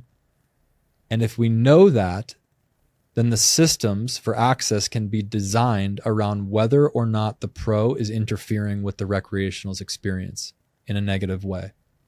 And so that became the North Star. That is the only metric that should determine if a pro loses access, not how much money he makes. Whether or not the recreationals enjoy playing with him is what should be considered. It doesn't sound like, a super genius realization, and it's not. But when we finally isolated it, we stayed with that question long enough and did enough research that we were able to create real protocols. We were able to start to determine how would you rank a player's experience in the game in a way that's simple enough that if his experience score ever fell below a certain threshold, it would be justified in, giving him less access to the game. And so now we basically survey recreational players, other pros, and game runner accounts of what their experience is with different pros in the games that we place. And depending on their reports, we'll make adjustments. These days, I don't think it ever needs to be, you're out and there's no way back in. See, that's what a lot of players get afraid by in terms of stepping into private. We released the Private Poker Access Playbook as sort of a solution to that initial anxiety. This was something that we put out for free a couple weeks back, where we compiled all of the notes that we had of the closed door meetings we had with top game runners who had blacklisted certain pros in the Vegas network for behaviors that pissed recreational players off. Stuff that was purely bad for experience, not close. Stuff that was almost like unforgivable from the eyes of the game runners, and it's not even worth training. Stuff that never really leaves that room unless we put it all together and release it in a 10-minute read like we did. That's out there so that you can basically brush up on all the things that would get you immediately blacklisted from a private game. Just an easy example. Guy 3-bets to $1,075 using the 3 green chips for no reason other than that it's the perfect robot sizing. Yes, it's solver approved, but it's also a gigantic red flag to the entire table. And the recreational player is just sitting there being like, I wish this guy wasn't so annoying and didn't care so much about perfect sizings. So we put all that in one place. That's what players can look at who are wanting to get into private and nervous about taking that first step. And then once you're inside with access through Stax, we are basically able to save you in ways where you wouldn't be given second chances before. We have feedback systems now so that players can, get alerted when their behavior is drifting in a way that might make them worse for the game instead of it having to be this big black and white decision. So that's what Stax is. It was the first full spectrum agency that both prioritizes the recreational experience, which is a huge part of the client success management side, for bringing new players to the game. And then we balance it by making sure that the pros are behaving in alignment with what recreationals enjoy being around in the games. I love how this came about from your experience of having a fun game and then realizing how can I have more fun games? How can I create an environment for this? And you went back to first principles of the recreation and fun then most people stop there. They go, right, well, for recreational fun, then that's it. But you've decided to create a whole ecosystem around that principle. I was almost thinking like each reg has a funability rating. It's like, you're fun, you're not fun. And yeah, it's really interesting for me listening to this to think how you went into executing that. So I love the vision, love the dream, love the passion to want to create really fun games for the recreation and a long-term access to games for the pros. But in practical terms, how do you go about creating that system? How do you go about creating these fun players where the recreation's having a great time and they want to keep coming back for more? So the first model that we used was basically a free response. We would give it to different pros, recreationals, and game runners, and we'd say, so our agency had a pro in the game. We'd like your feedback on how you enjoyed that pro, or perhaps if you didn't enjoy playing with them. And then we also had something where, for the game runners specifically, we would have them rank the experience score of the player on a scale of 1 to 10. Problem we ran into there is like, who do you consider to be a 10? And without these baselines of like, who's a 10, like 10 out of 10 experience score. So maybe you say Alan Keating, he's a 10. But then the gamer would be like, no, Alec, if Airball is a 10, then Alex is a 20. And so now we end up in these discrepancies of like, well, who's who in terms of what is a 10? Who agrees on what? And so in the spirit of working with someone like my brother Patrick, I mean, this brought us back to the early days of Detox, where we had to decide how we were going to create things as simple as bluff catching protocols. So if you understand or have ever encountered the MDA methodology we built, what you will see is a system that was stripped from the book Thinking Fast and Slow. There's a chapter in that book, I believe it's Daniel Kahneman, where they talk about how there were studies done around businesses not being good at conducting interviews. Okay.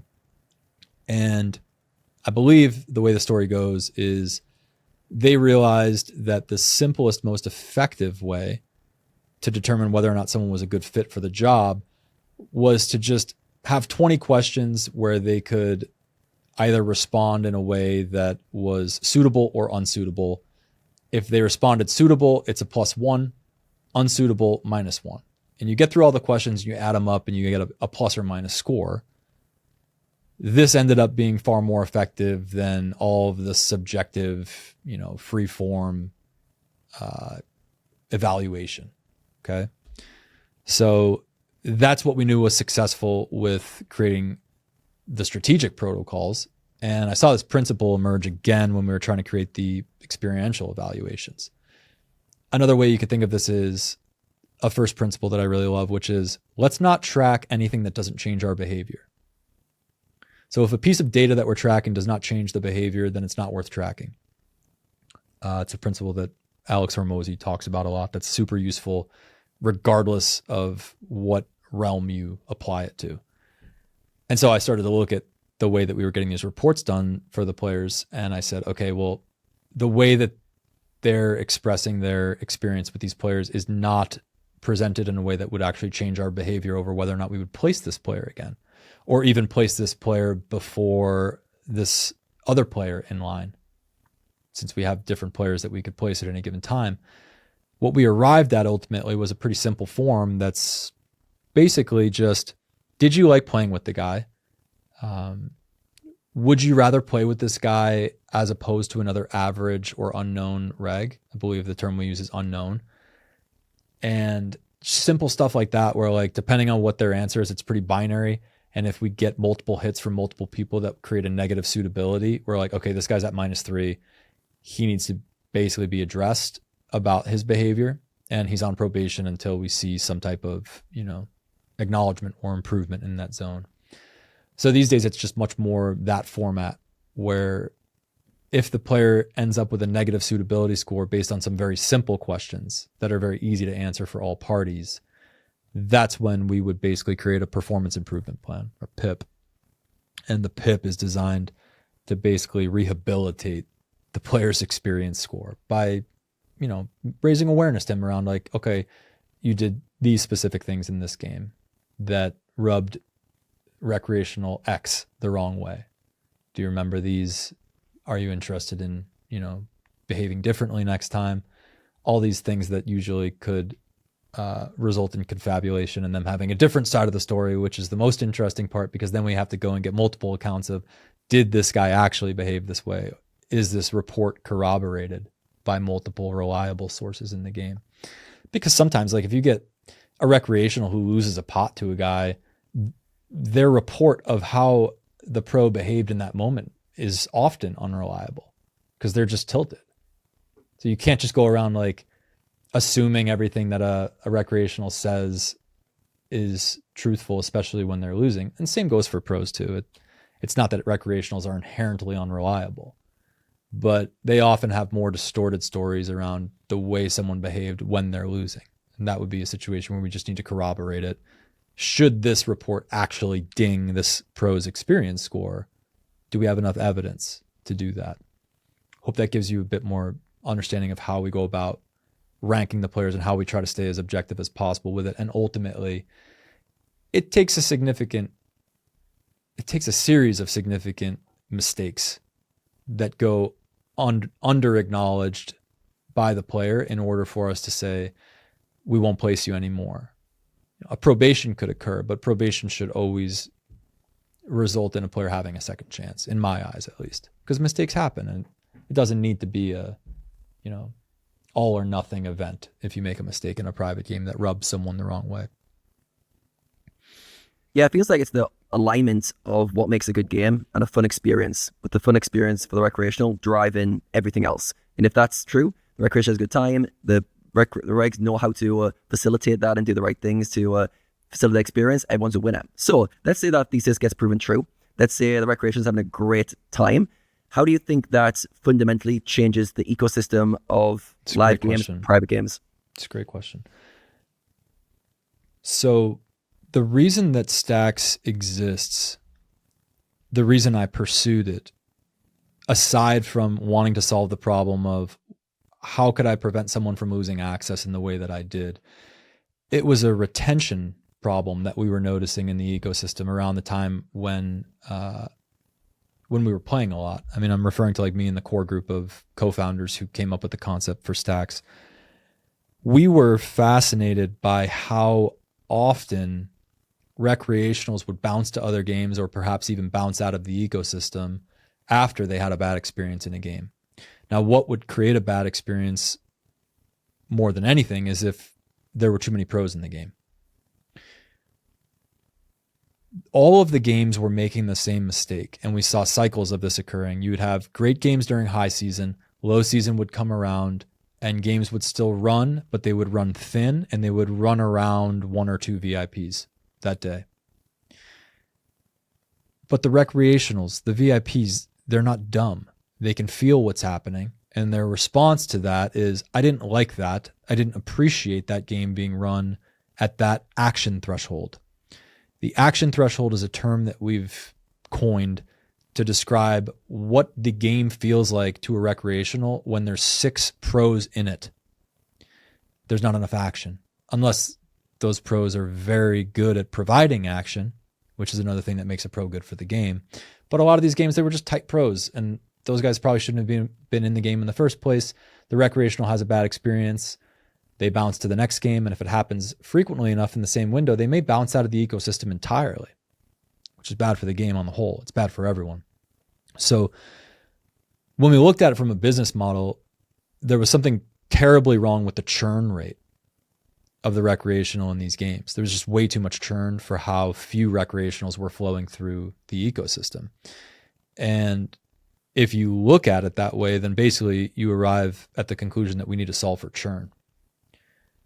The ecosystem cannot sustain this churn rate, and it's horrible if a recreational player bounces out of the ecosystem entirely because poker left a bad taste in their mouth. I mean, that's the worst thing that could happen for everyone.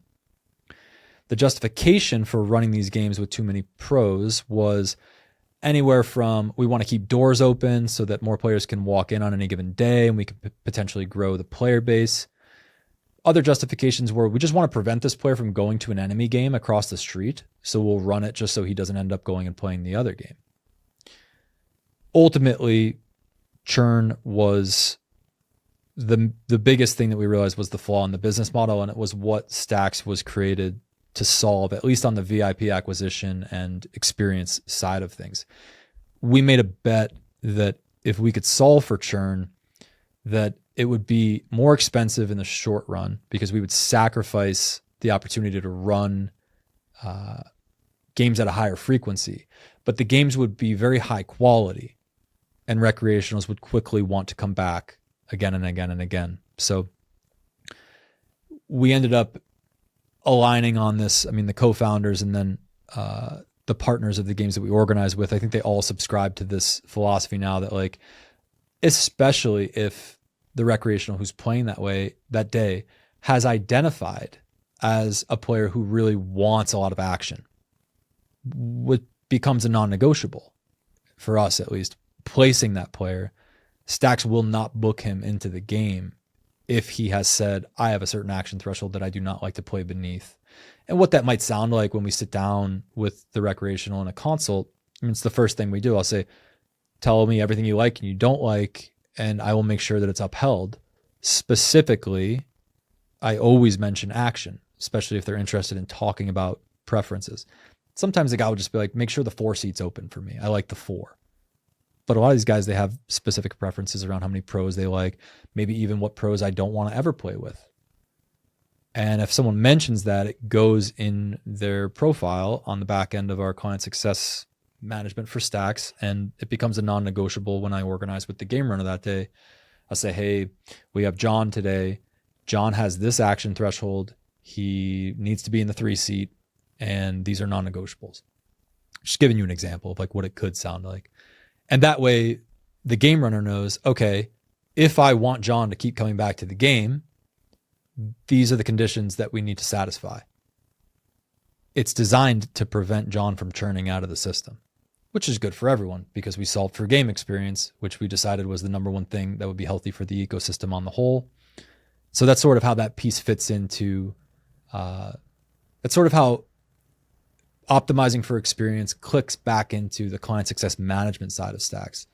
We're really doing 2 things at once. We're holding pros accountable to making sure their experience is one that's enjoyable to be around.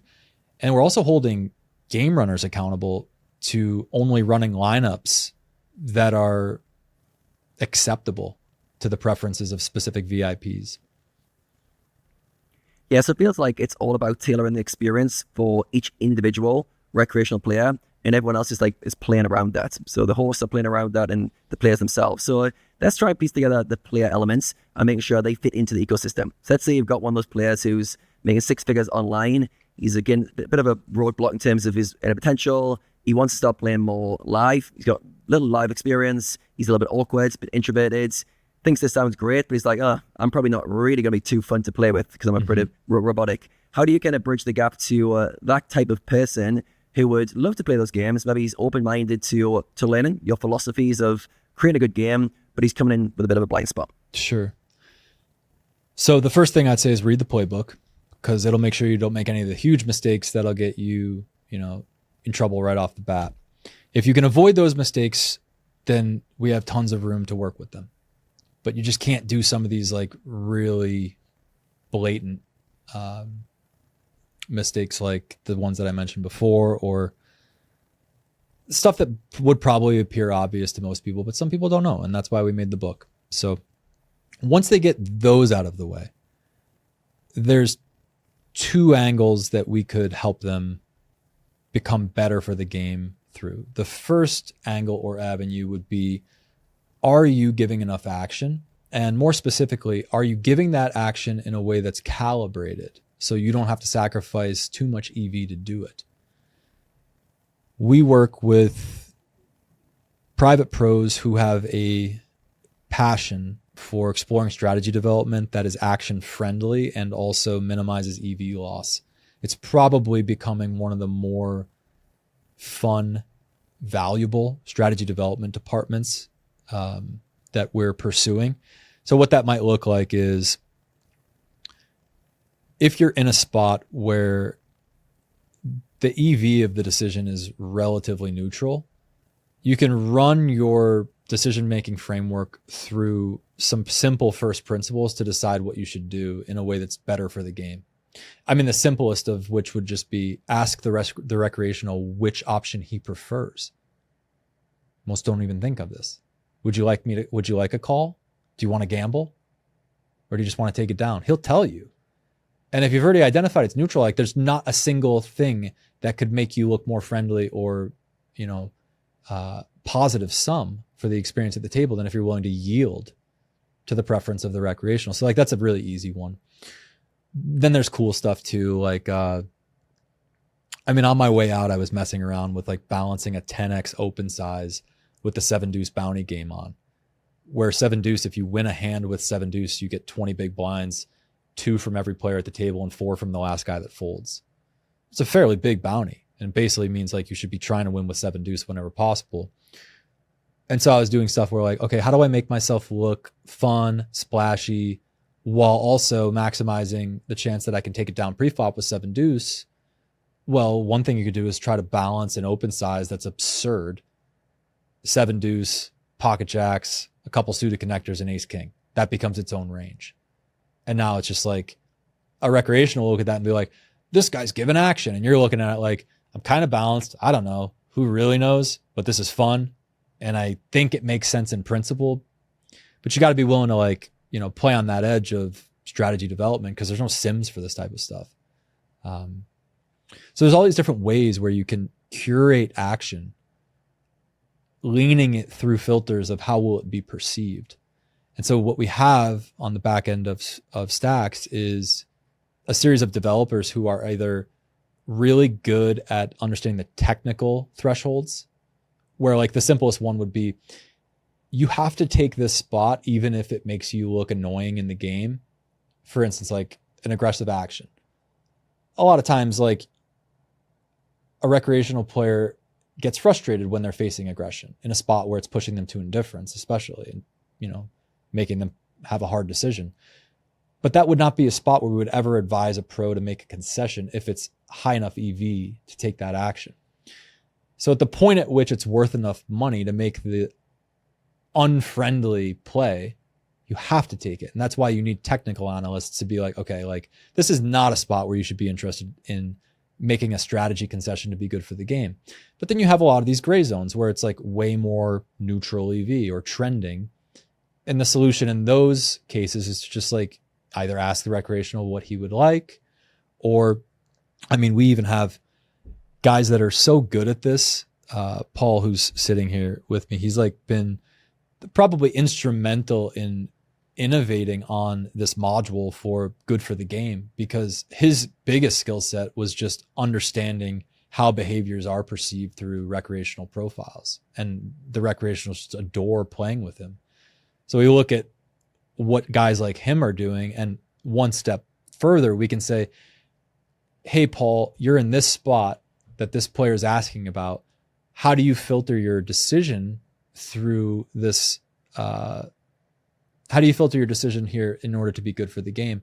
And he can tell you what his decision-making framework is from a very non-technical place. In fact, we advise him, don't include technical in your answer. If we tell you the EV is this, what would you do to be good for the game? And if it's within the threshold where we can calibrate and make a choice, then a guy like that on our team will be like, I have enough experience in this spot to know what's going to be appreciated and what won't be, what's going to be healthier for the action level of the game. Generally, we're leaning towards giving action, but not always, because sometimes it's better to let a hand go, especially if you think it's, going to be something that the recreational player just prefers and he doesn't want to gamble really big in this spot. A lot of nuances that you can get into, but that would be what we're calling the calibrated action sector of becoming good for the game. Side by side with that would just be more of the behavioral solutions. So if a guy comes in, he has a lot of anxiety, we have mentors who are part of the Stax Pro backend where it's like, hey man, we think you'd be good to pair with this guy because he came from your disposition. He's Eastern European. He's got the stone face killer look. We understand. Okay. And he can help relate to you in terms of like how you're being perceived and help you with some behavioral adjustments. And then you have other guys who I think it's very, it's a word for this, like psychographics is how we would pair players. It's like, this guy looks like you and behaves like you, and he overcame this. This is the guy we want you to consult with so he can help you with some of these issues. That goes a long way for players to be like, okay, this Eastern European guy who shouldn't be getting access in my mind has overcome this. And so I can do it too. Seems to matter. I love this. It's all like, how can the player become a version of themselves that is good for the game? And what is this player's path to become good for certain game dynamics? And how can you give that person a path to that? It's really interesting because you'd normally, myself, before this conversation, would think more like, oh, these guys are fun to play with. These guys are really aggressive. They're good action. And other players just aren't. Maybe you could get someone to be a bit more aggressive, a bit more talkative, but they're going to have a fundamental personality. But the way you guys are breaking it down, it's like, no, we can make everyone, or we can tailor everyone's strategy through the lens of good for the game first. And I guess the challenge comes for players buying into this philosophy is to do that in a way that doesn't cost them too much EV. If you're getting them to be good for the game, as you mentioned, trying to find those spots where it's indifferent rather than costing them too much from a strategic point of view, and then buying into that philosophy. And if it sounds like for you guys, it's a no-brainer. You have to buy into the philosophy of good for the game first and then your own profit secondary. 100%. But it's also not that hard to sell once a player realizes how much a seat in these games is worth over a significant time horizon. Like the first reframe we try to help guys see when they come into private is like, this is no longer about maximizing win rate. This is about protecting your seat. Because as long as you have this seat, I mean, guys, we're talking about 40 to 50 BB per 100 win rates plus in games that are 5 to 10x the size they would ever be able to gain access to online. So when you put it in that proportion, it becomes immediately clear that like protecting my seat access is of a higher order of relevance than optimizing my win rate. And it's not even close. Like it's a step order function. So if we can connect on that point logically with someone, then they're like, okay, I get it. This is like the big leagues in terms of hourly rate, and I would never want to play for thin edges if it meant jeopardizing my access. So yeah, it's not a perfect formula with the whole calibrated action thing. It's not like you would have to identify like, well, this has to be exactly this level of neutrality in order for you to forfeit your edge. It's like, no, dude, it's like the most important thing is that you stay in this game. You're at this level. Don't ever blow the opportunity to compete at this level. This is the holy grail. Everything you worked for has positioned you to be able to have $1,000, $2,000 an hour rate. Like it's real money. It's a real opportunity. So if you can connect with them that it's important not to be edge seeking in these games, I think that's the most important thing up front. They have to understand that. They have to be able to put it in the proper scope. Rene, you've been playing live in Vegas last summer. How would you rate yourself on your fun ability for the games? I'm definitely guilty of sometimes picking up a bit too many chips. So with the stupid bet sizing, even though I recall, it's like, this I should not be doing. But then sort of everyone does it, then you kind of mimic it in a way. Other than that, I feel like I might take a little bit too slow with my decisions sometimes, but that's also just because I'm thinking and I don't want to act snap, because I see when I was playing, I was saying like, okay, these guys give away a lot of timing tells everywhere. I don't know if other people are paying attention to that, but I guess I would have to find a little bit of a balance there in terms of speed. But I do think I'm social. Like I try to talk to my neighbors. I try to talk to recreationals. I introduce myself. I ask, hey, what do you do? You know, I try to, if I can give action, even if the 7 deuce game is not on, I'm telling you, I'm playing 7 deuce. These kind of things. I'm there for the action. I would have to say my experiences, not that great. I would say my experience in most of the games were not that great. Is there hope for public, Nick? Like one of the reasons that I wanted to have you on was, we're a podcast that we're trying to educate. I think this is a very, very, very important topic to educate people on, right? You're facilitating it more in a private way because it's more of a controllable environment. Mm-hmm. But I'm also more interested in educating everyone that's now listening, online guys who are going to Vegas for the summer, to fucking, behave in a way that even public games are more fun. Is there hope for public, or does it necessarily have to be private? I want to believe there's hope. First, I think some context is necessary around why some of the decisions were made to go private. And I'll preface by saying that there is a lot of politics, especially in the groups that are operating in a more zero-sum fashion. And I want to make it clear that my whole thing is trying to find solutions here that are non-political for every party. But, and I think I mentioned it to you, Renee, at some point jokingly as we were preparing for this, was that like, you almost can't blame game runners for wanting to move private with how much some of the pros who were not interested in being good for the game were hurting these games. I mean, a big part of why the market developed the way that it did is not just because there's more money in private.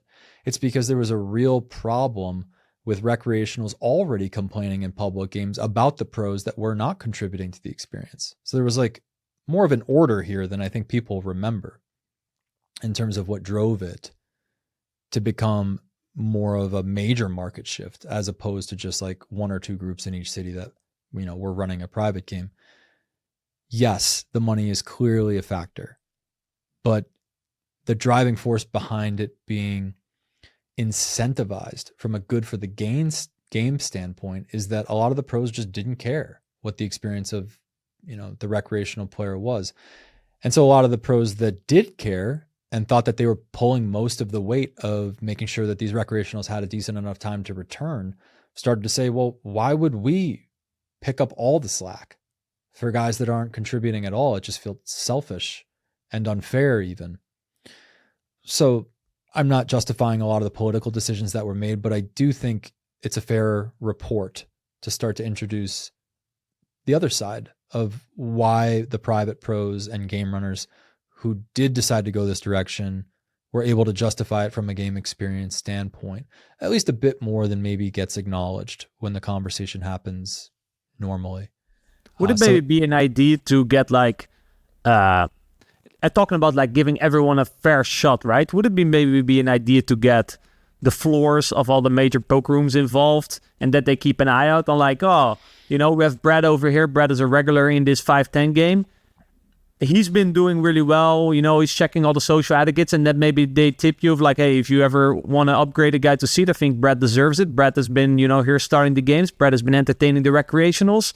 You guys should give Brad a shot. It's a really interesting idea. I had not thought about applying the model to the public room.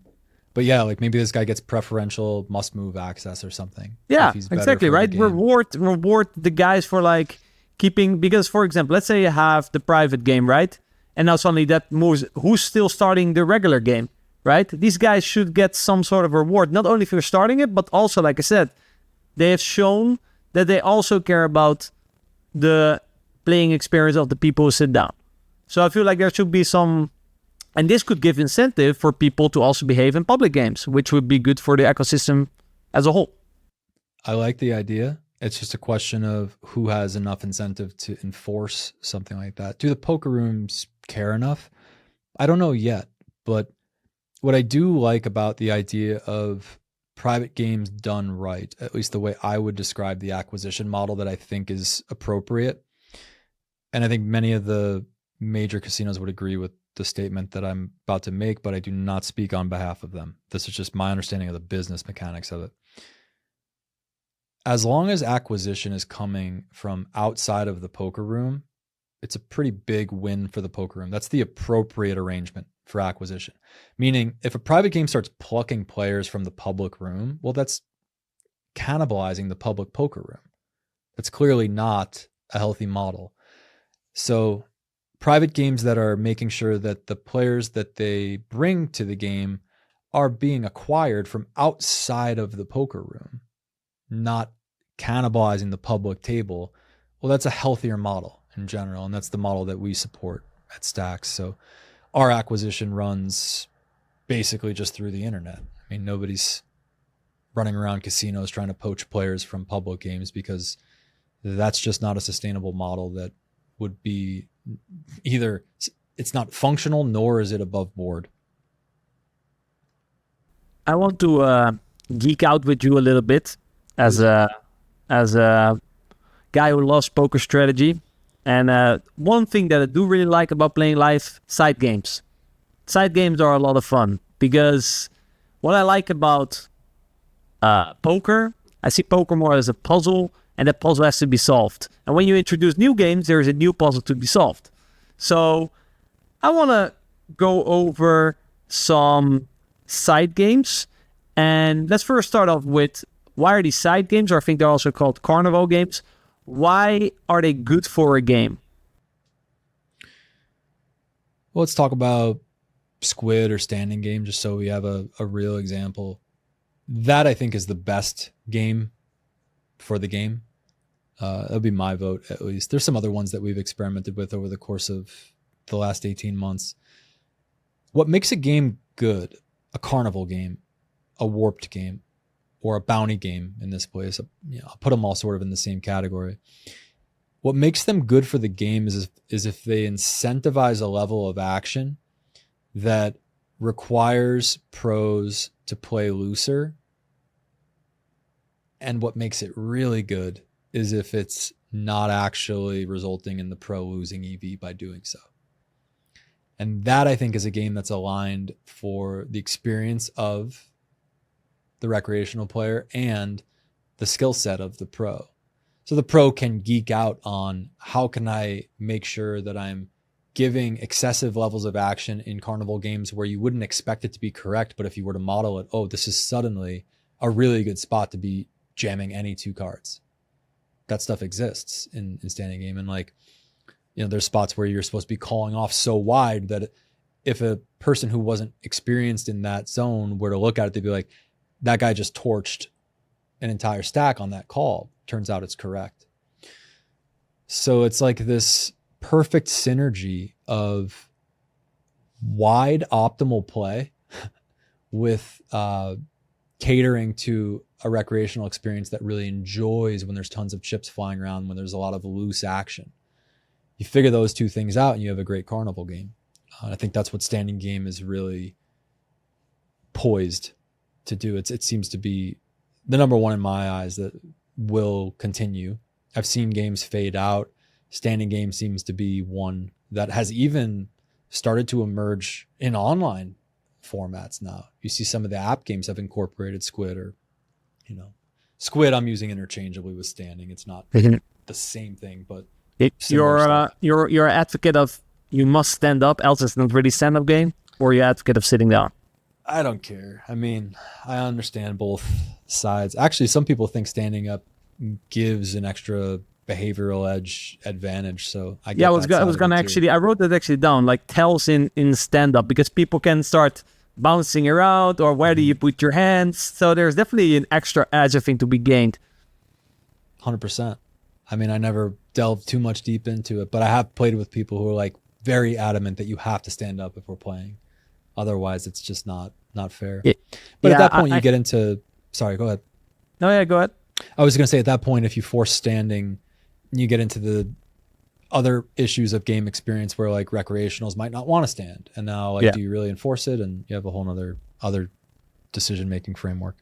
Actually, the first time I played it, this was in the game of Joe Viral. He was running that in Malta. I was living in Malta, and he invited me a couple of times. And there also, so you played stand-up, I think, every half hour. This was actually not reinforced in Vegas, but if you accidentally sit down, you have to also pay bounties. And I accidentally sat down a couple of times, so that was really fucking tilting. And then if you lose, they make you wear a mask for 15 minutes. That was also really annoying. But that was also because it was a streamed game on YouTube, right? So that was good for the audience looking in. So there was an extra person to entertain, not only the host, recreational and pro, but there was also the audience that you had to entertain. You were actually talking about zero EV. Do you think these carnival games level the playing field, or do you think it only widens the gap? Objectively speaking, I would say it has to level it, because if it incentivizes wider action, then the recreational player who has the notorious tendency, the universal tendency of playing too many hands pre-flop, it's going to make his strategy less losing. And I'm sure you could find zones where he would play so poorly post-flop that you could find exceptions to the rule, but they're also too passive often. And these games, they do you want to be true. loose aggressive, I have the feeling. It's true. So I guess you would be measuring the size of the mistake at every point across the game tree, which is why I'm not trying to solve it that way. I'm just thinking, if I had to place a bet, my first principal bet would be any game that requires looser play is going to have a recreational player losing less than usual because the nature of their loose tendencies won't be penalized as much. That would be my bet, but I'm open to be proving wrong. Yeah. So I was asking around what people's thoughts were when we were playing in Vegas, and for me, someone who also thinks in terms of principles and tries to break games down. For me, I see, for example, let's say we play a double board PLO bump pot. I see recreationals make huge mistakes. I'm like, as a pro, you understand that, you know, you're playing two boards, we're playing PLO. So the hands, you know, there's a strategy aspect that if you're a good, decent poker mind, you'll be able to figure, okay, this is a new game, this is how the game works, this is probably what optimal strategy looks like.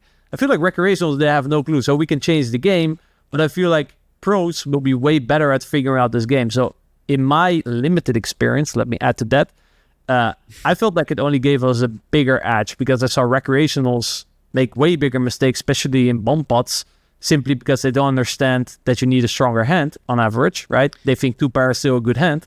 Then, for example, pros. There's two things that are happening there. I think you're correct. And what's also generating the disproportionate edge is the fact that the bomb pot is an inflated pot. So it's just worth more in general. So I think it's both. I think we can probably find many situations where the warpedness of the game gives the reg an advantage that the recreational will never find. But specifically, anytime you bloat the pot, even if edge were to remain the same, it would be worth more.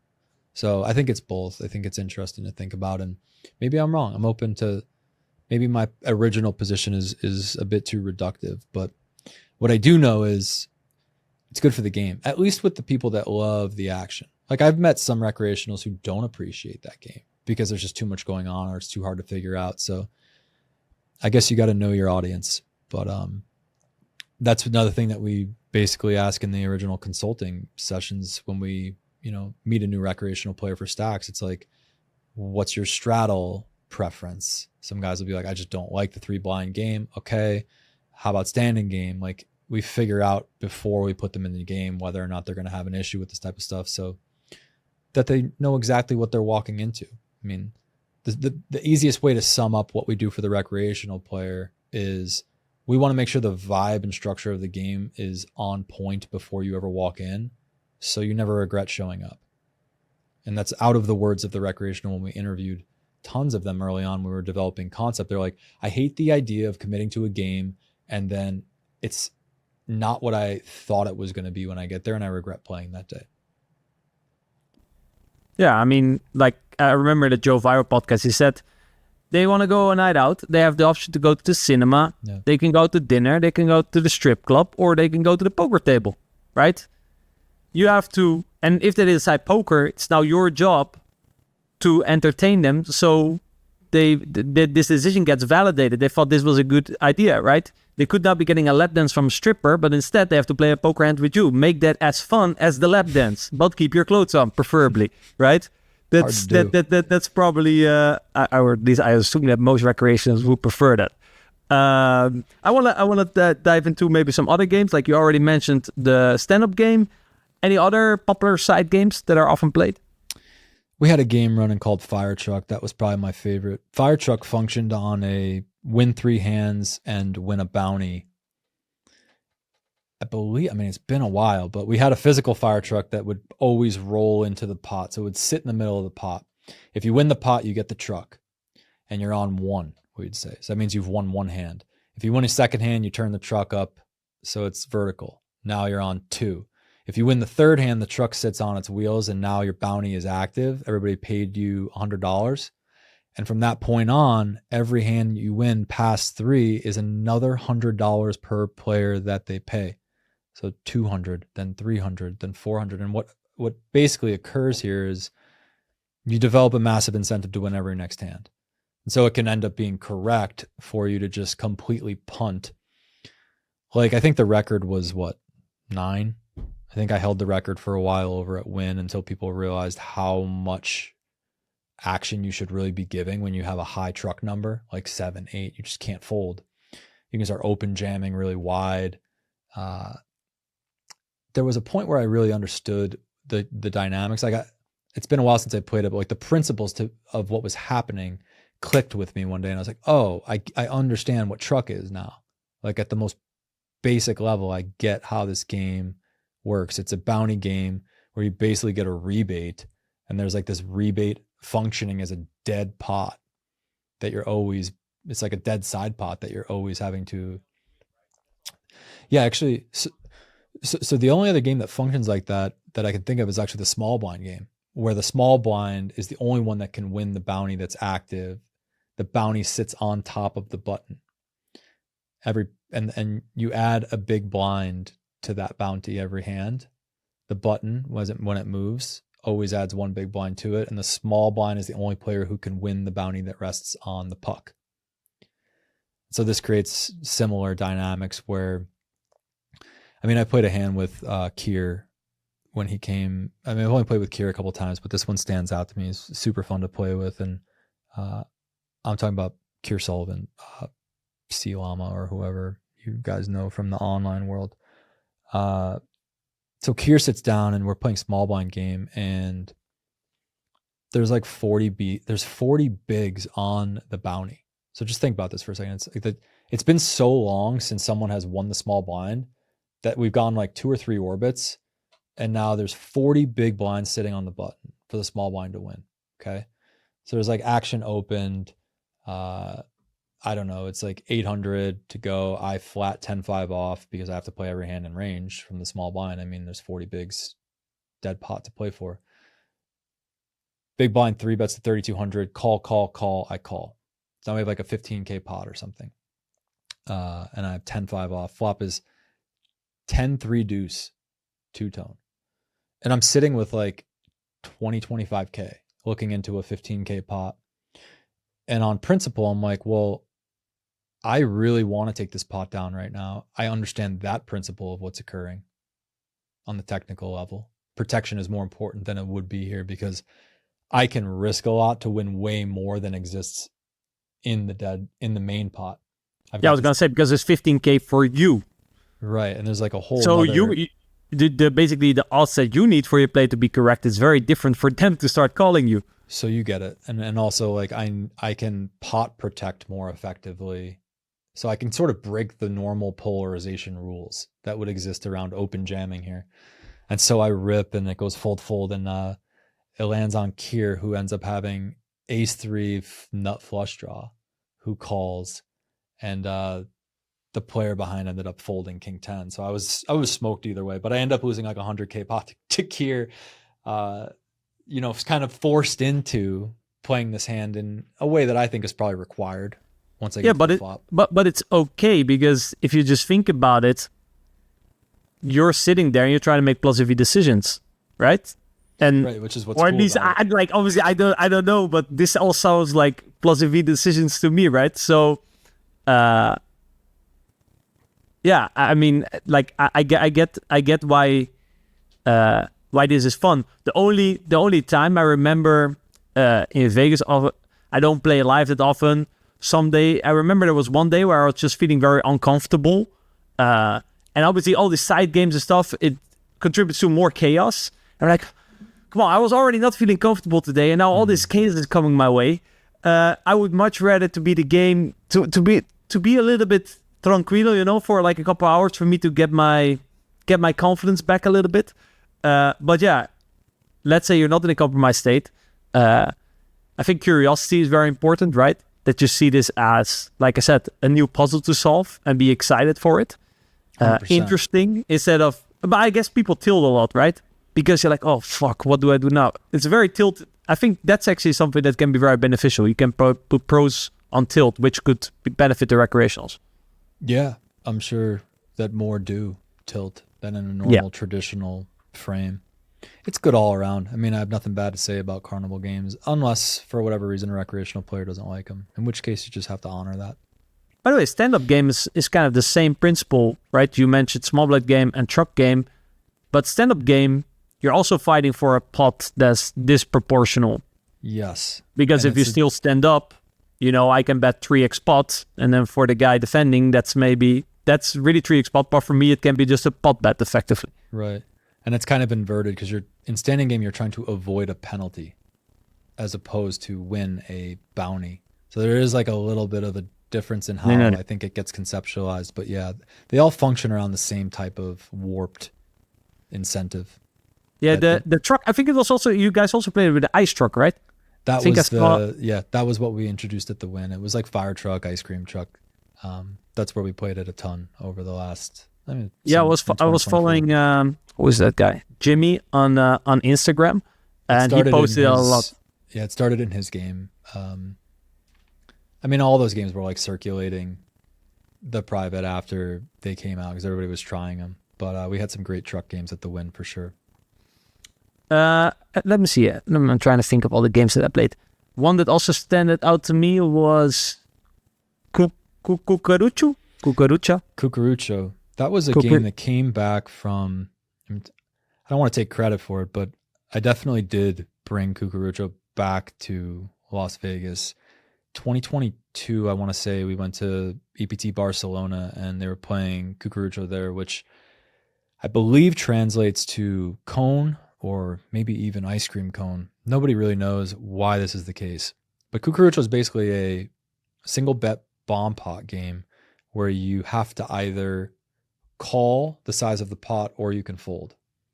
Upon calling, no one else can raise. They can either choose to enter with a call or fold. So it starts to the left of, starts under the gun as usual and it walks all the way around. So the button can actually win uncontested in this game. Yeah, I've seen it happen. I'm like, that's. I think if your heads up with the button, you should just shove any two. I would say. There's a lot of interesting stuff, especially if you make it a double board. But it became a very marketable game in terms of, for recreationals that didn't want to play a no limit bomb pot, you can just do a quick Cucurucha, which we actually renamed for messaging purposes because it was just easier to understand. It started to be known as call or fold in Vegas.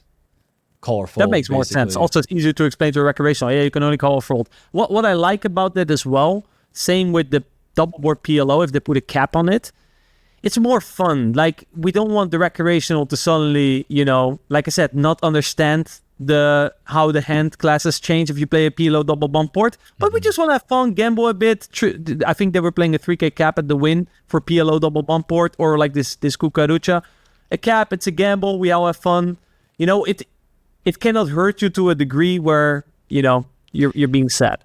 That's what I thought when I first started playing private. And then I had a 6-figure charity budget get racked up with PLO. Eventually I learned that I was playing way too loose, but I paid my taxes for sure. But there was a cap? There was, but we were playing so big that it didn't matter. I still lost. You could still get hurt even with a cap. But overall, I think those games are good. I think it's cool to mix PLO up a little bit. It keeps everything exciting. And some of the recreationals, they really like PLO and they just want there to be a hand every 30 minutes or so. What is the craziest side game you've ever played? I want to say truck, just because we'd get to the point where, I would be shoveling 20 grand into the pot in the game that you were playing at the Win, like a 20K deep. You would just be going all in a spot that's clearly correct because you're on number 9. So think about this, like at 9, the bounty is so large per player that you can justify doing pretty much anything. How much does it cost them per player? Correct me if I'm wrong, but it was 100 per player per hand that keeps going up, right? Yeah, I think it capped at 500. So it's like 1K? Caps at 500, yeah. So caps. But it's interesting, like obviously if you have the truck, I feel like to figure out the strategy is a bit intuitive. But what do you do if a guy shoves 20K and it only costs you a 500 bounty? It gets difficult. You got to really know that's where it gets calibrate. Very difficult. And there's spots where, like, even if a guy did have a correct call, he just doesn't want to play for a 40K pot, so you get to take it down anyway. I was in love with it. It ended up not being a favorite of recreationals because the the correct way to play was actually so abusive once you get to the cap, once you've won That they 5 or couldn't 6 see a hands in row. flop anymore or something I like actually that. had 2 recreationals complain, like when I was on 6 or 7, they're like, they basically thought that I like trapped them into this game. And that's the moment when like we all started to look around and be like, okay, maybe this is not the most recreational friendly game, just because of the nature of like, it doesn't feel good to keep losing a hand and having to pay a bounty to a guy who's rolling the table over. You know what I mean? There's an aspect of that in this game. Yeah, it's more fun if they can win something than if you constantly have to hand out. I can see that. And especially also like I said, if you don't have the strategic knowledge to sort of stop it, or I guess they can also just say at some point, yeah, I'm tired. You just go in every hand. Okay, here, I also go in. But they kind of, they see it now as, hey, we're not playing a game anymore. This is just gambling. I might as well just go to the slot machine. That's exactly what they said, actually. This isn't poker, was the exact word that made me realize this might not be the best thing for the game. How do you, by the way, like I remember I played in some games, played a lot of side games. This is actually this is actually one of the problems with public. Then 1 or 2 new players sit down. They would say, okay, yeah, we've been playing this. No, I don't want to play. And I go, oh. So how do they go back? Like you've been playing carnival games and then suddenly we have to play 3 hours of normal poker. So fucking boring. It's really frustrating when it happens, but there's not much you can do. I mean, it's just one of the pitfalls of public then. It is. And yeah, I don't have a solution for that one. It always is a letdown when it happens, but what can you do? I want to quickly talk a little about online private as well, right? I think you mentioned it a couple of times already, like apps and stuff like that. How do the ethics translate over from live to online? I think it basically collapses into VPIP in terms of being good for the game.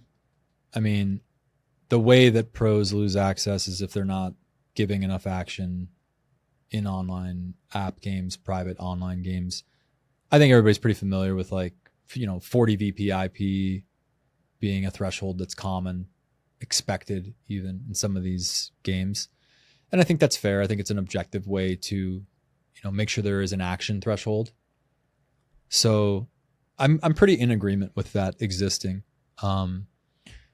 In terms of ethical practices across the board, I think it's always been very gray in the app land, which is one of the reasons that we wanted to pursue something that was both more operationally efficient and operates at a higher integrity than what most people are used to.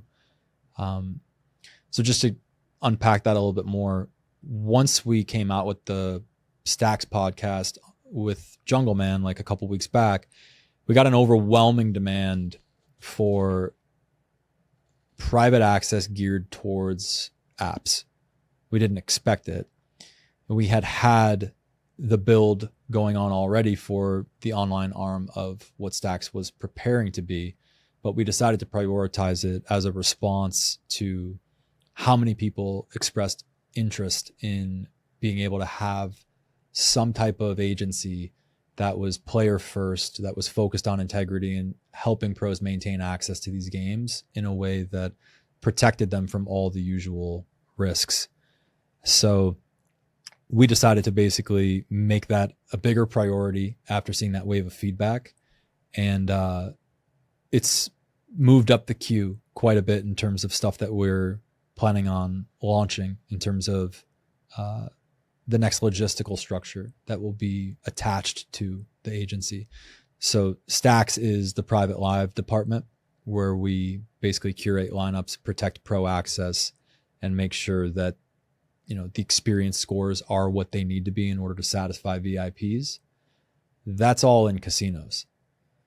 Everything else lives under Axis, AXIS, which is basically the online arm of Stax. That's where we basically coordinate with top vetted operators from every major region and put things into place so that the player can just focus on playing without needing to worry about all the communication and risk associated with dealing with agents who aren't vetted. So that project has my full attention right now based on how much demand was created for it over the last 2 weeks since we debuted the concept of Stax on the Jungle podcast. What people seem to really like is I can start on the apps and then I can get into that network that will eventually place me into Stax private game network if I do want to play live. And that's how we see that pipeline developing. So you can train them for good behavior over there. And I think we build trust online, which is really necessary before we can place a player into a live game. Because the word trust and app games, in my head at least, they don't really go hand in hand. So you have something to fight here. It's a big problem that we're trying to solve because, I mean, if you look at the feedback from the players, the experiences they've had with the apps, almost across the board, the biggest issue is we just don't have good memories of the security. We never felt safe. We had horror stories occur. And so the solution in my eyes is basically vetting the living hell out of the most efficient operators who have the best track record and putting them all in one infrastructure where when the player looks out on, the Discord server that it's hosted in, they're going to see a unified front where they deal with one or two agents who are specialized in communication, who coordinate with all of the other back-end operators and agencies that are in the alliance.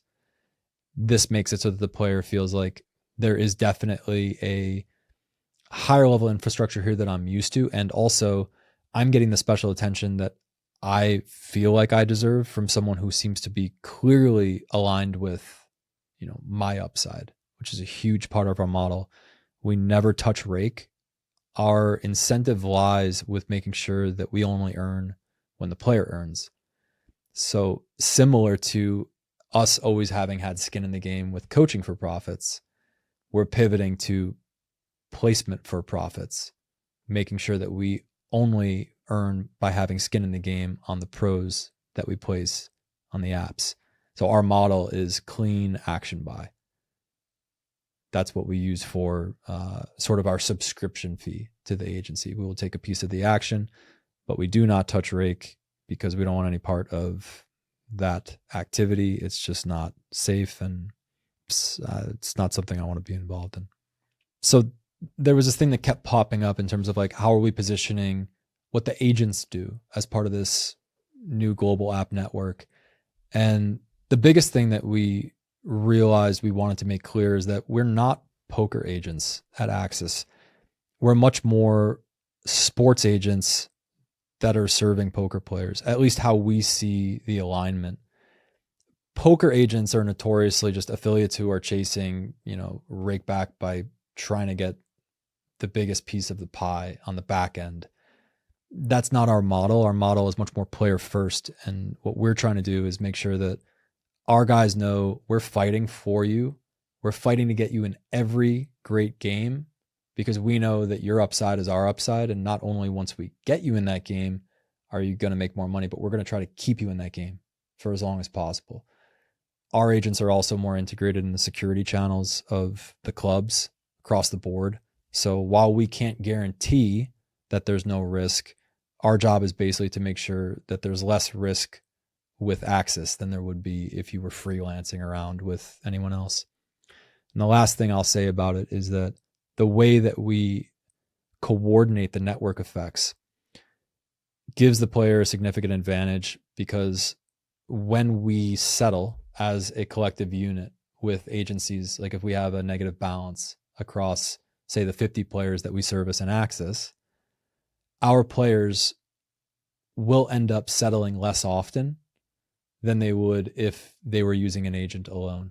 And the reason for that is because our variance presses out in a way that we hit our settlement figure less frequently than a player would have to settle with an independent agent. Not to mention the fact that our credit lines are just better because we get to leverage our reputation to get it. So it's all these things that we saw and we're like, okay, once we saw this is a thing, there's a problem, we can solve it. It really just requires better operational efficiency, which is what we're great at. And that you basically never screw anyone over in the way that, unfortunately, most affiliates gained a reputation for doing. I don't want to say most, but all these horror stories, they exist for a reason. It's because agents were never putting the players first in the way that it would be if you were in sports. you would have an agent fighting for you to get into every spot. And we think that's how it should be in poker. So that's what we're trying to do. Adam, anything you would like to add to that? Yeah, I'd love to do just a little bit of thinking ahead of the future and yeah, trying to wrap everything up in terms of where you see things going and the future of poker. So what does poker look like in 10 years' time if Stax succeeds with this mission? I would say you're going to continue to see it being a placement first model, meaning pros are going to be positioning for placement in games. I don't think that's going to change from this point on. Unless, of course, there's another major poker boom and public poker just becomes, super big again. I think this shift was a decisive one, the shift to private. I don't see that changing. So ecosystem-wise, I think in order to make sure that poker stays healthy, that private system needs to be gutted of the politics. It needs to become non-political. And so I think that's what we're trying to do at this time. And establishing that balance is very difficult. And I've said before on a bunch of other spots, people have said, like, why are you doing this? And honestly, I feel like there's very few people in the industry that could uphold this balance in a way that's structurally incentivized. I mean, I'm in an interesting position. I now own an agency that services VIPs, and I also come from a background that services professionals. Those two are not necessarily supposed to go together. They seem like they're competing, but it's actually a paradoxical balance, the way I see it. If we're going to make poker healthy again, we got to find a way to make sure that pros and VIPs can live together and thrive together even. But in order to believe that, you must believe that it is the experience of the VIP or recreational player that is at the heart of their satisfaction. Because if you're subscribing to the belief that, like, it's always going to be predatory because recreationals are always going to lose money, well, then I'm not going to argue with you, but you don't fundamentally understand why many recreationals play. It's not lost on them that they probably lose over a long time horizon. They come and play because most of them have extra money to gamble with. Most of them are not living under a bridge. Okay. And they enjoy the experience of being around other professionals who can build rapport. It's an activity for them. So I think we need more awareness raised that the balance does need to be upheld in a way that is non-political. And I believe 10 years from now, whether or not poker continues to be an awesome thing depends on whether or not the acquisition methods of agencies like Stax and people who are trying to build out private are going cold market, trying to reach new people. That's why I really love what Alan Keating is doing now, because he's really in that lane of like making poker a more awesome thing for people who don't really know about it yet. Like, his content is geared towards pushing that envelope of like, hey, if you're a high net worth individual who's on the fence about whether or not you would be interested in playing this type of sport, game, activity, whatever you want to call it, there's actually a real culture here developing. And what he's doing with the storytelling narrative around it, I think, is of a higher order of intelligence than a lot of the marketing content that we've seen over the last decade or so. I really think that his ability to, anyone right now who's able to craft character narratives that capture the attention of the recreational player has a significant competitive advantage in acquiring new recreationals to the space, which is ultimately better for everyone as long as we learn how to operate together. So this would be the last thing I would say to wrap that point up, Adam, is that I hope we have a future where game runners, operators, agencies shift towards more of a non-zero sum cooperative mindset instead of a predatory or possessive mindset. Like, that's my recreational and you never can book him into your game. We need to move away from that.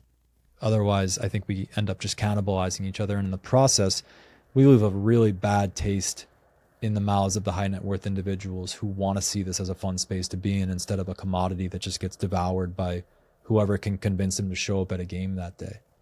So if we do all those things, I think we have a big future for poker. And if we don't, then I think we deserve to lose. What is poker still missing that other competitive industries, whether it's sports, esports, already have? I would say player-focused mission. Player first. You could put them sort of hand in hand. I think the difference is the level of care and trust built between agent and player is essential to those relationships, not just blossoming, but resulting in better placement consistently in games. Because I don't know, like think about like the best movies for sports agents. Like I think about like Jerry Maguire and stuff like that, where it's like those are storylines crafted around sports players who were really connected to the people who were working for them on their behalf. Like there was a real story there, right down to the family and, you know, what it's like to make it big in the NFL and like that moment where you're in. Like I don't see that being much different than a guy's first shot getting into private games. That's a huge moment for that online player and his family. Like you've made it once you get to private. So I see the difference being like, is the agent truly invested not just in the player's future, but are they integrated into that player's life, even down to the family level? Like I am hard capping access at 50 members because I want to personally know every single player in that community. And it needs to be that way if we're going to build the level of trust necessary to hard vouch for these guys too, because we're the ones doing all of that. And so I think it's a two-way street. I think the player has to be willing to put enough trust in someone that says, this guy's going to have my back. He's got the track record that I know he's going to fight for me. And then the other side of that street is the agents have to truly care about the avenue that the player walks, the ascension path of the player. They have to truly want to see that player be in the best games in the world. And they have to truly want to protect him. In the same way that when the agent is watching, you know, his baseball player play the World Series, there's a certain pride that they take in that. I think that's what agents need to have for poker players. And I think it's probably the most inspiring mission that I've been able to think up in the last few years. It's why I'm so passionate about the project, is because I love the idea that we could be doing something much closer to what real sports is like. I've never liked the idea that poker doesn't get the attention that sports gets, and certainly haven't liked the idea that the players don't get proper support. So like I said, I think there's a number of people who could do this. I would like to see them all align and do this together, because I think we are all stronger together. And I think Axis represents the first point at which we have an opportunity to show pros that this can be an actual professional industry. And there can be opportunities from agents that actually have skin in the game that outperform what you're used to, and hopefully reestablish trust. I really like that. It almost like feeds into the dream, the poker dream, or the dream of getting to the top. If you look at sports, there often is agents, coaches who can facilitate that next chapter. I recently watched an Avicii documentary, and a lot of that story was about his agent who believed in him super young. It was like, look, I'm going to give you access to the biggest stages, the biggest performances, and together we're going to take you to the top. And I think in poker, it's kind of missing. It doesn't really have that someone's in it for you. And as you mentioned, if you can create this kind of vision that the private games are the holy grail, the place to be, and there's people who can get you in those games, all of a sudden it's like, wow, if I can connect with that agent at the right time, he can get me to that next goal. And I feel like, yeah, as you mentioned, it feels like that isn't really what's true in poker right now. So it'll be very interesting to see how you guys can start to solve that. So a big question here. It's a tough one to answer, but what would you like your legacy in poker to be when you finally move on, if you ever do? That I upheld the balance. That would make me really satisfied if people remembered me as someone who succeeded at upholding the balance at a time where it was very hard to uphold. Specifically, the line that needs to be walked in order to establish the future I'm trying to create for poker in integrity, to make it non-political, and to have the types of conversations that need to be had, and to hold the types of people accountable who are not willing to face the truth. I think that would be something I would be proud of if I said I did that with dignity, and that I walked that line for a long enough timeline to make a real difference. That would be it for me. What are the forces in play for that balance? You have this balance point you want to walk.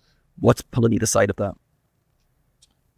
I don't think it's temptation, because I'm convicted in what I would be satisfied, and I only want to do it a certain type of way, and I won't make concessions against integrity. It won't satisfy me to do that. But I do believe that the biggest threat is if there's gatekeeping in a way that I cannot get around for whatever reason, that the people who have power at the very top, if they were not cooperative, if they weren't non-zero sum thinkers, that there might be no way through. That would be the only thing I think that could pose a real obstacle. And even then, I would love to just have creative solutions, and maybe we'll find them. But yeah, the forces in play that I cannot control are people who are not conscious enough to realize that war is not the answer. I think I have to try to convince those people otherwise along the way, or hope that there's enough conscious non-zero sum thinkers who can create something totally different, so we don't have to deal with the ones who don't understand that philosophy. How do you think about the future from a poker as a purely competitive game perspective? So, for example, I don't know if you saw like the Coinpoker Championship, where basically the best of the best online started to battle it out against each other. I remember we talked with Prodigy, which ended up winning it. What he really loved about it is that it was almost like chess, right? We were looking at the top minds and the highest level, where you're talking now about more poker still. It's a bit. It's predatory done nice, right? But the money comes from private recreationals. How do you see like the future of poker in a purely competitive aspect? Do you see a future there, where it's basically the pros battling it out? I think there needs to be a very high level competition bubble that still exists. I mean, Triton is basically that for tournaments, but I do believe cash game players really still need to be able to battle it out. I mean, I'm talking from the surveys we do. I've done a lot of research on what really stimulates pros. And there's a specific archetype of pro. He might make up 20 to 30% of pros that really still enjoys the challenge of playing super high level competition, no matter what stakes he's at. So whether or not you want to say it's the best thing for, his bottom line, that's not what matters. It's that this is what this person is really passionate about doing. And I've had to adjust my perspective there, because I think I have made the mistake in the past of being like, okay, bro, but you don't even have your rent paid yet. You're not safe yet. You shouldn't focus on that yet. I think I've had to sort of recognize a bit more that what matters ultimately for poker in the big picture is that there's still a place for somebody to compete at a very top level. No matter what stakes they're at, that they're always going to want to go battle, because that's when they feel the most alive. And I think you can't take that away from being the profession of being a poker player. That needs to be an option at least one day of the week. They need to be able to go and figure out how they stack up against some of the best. So I think it's a huge aspect to keep that intact. I would never want to see, the elite cash game arena dissolve, wherever that is. I couldn't even point to where you go to get that now, but there's still some pretty intense matches that occur on a weekly basis where I'm sure the boys are battling it out at 5K NL plus. Yeah, it's a different ecosystem, but it feels like they very much coexist. If we look at ourselves, I'm sure when we first started getting into poker, we were inspired by the guys at the very top, that competitive, battling out against each other. I feel like for poker as a brand, we need kind of both coexisting. We need these great fun live games, but we also need to see the best of the best battling it out and go, wow, look at these guys who are amazing at poker and kind of pushing the boundaries. So yeah, I think there's a whole coexistence there. All right, we've had a long conversation. I know you're looking at a dinner, so we won't take you much longer. What would you like the main takeaway to be for the audience today?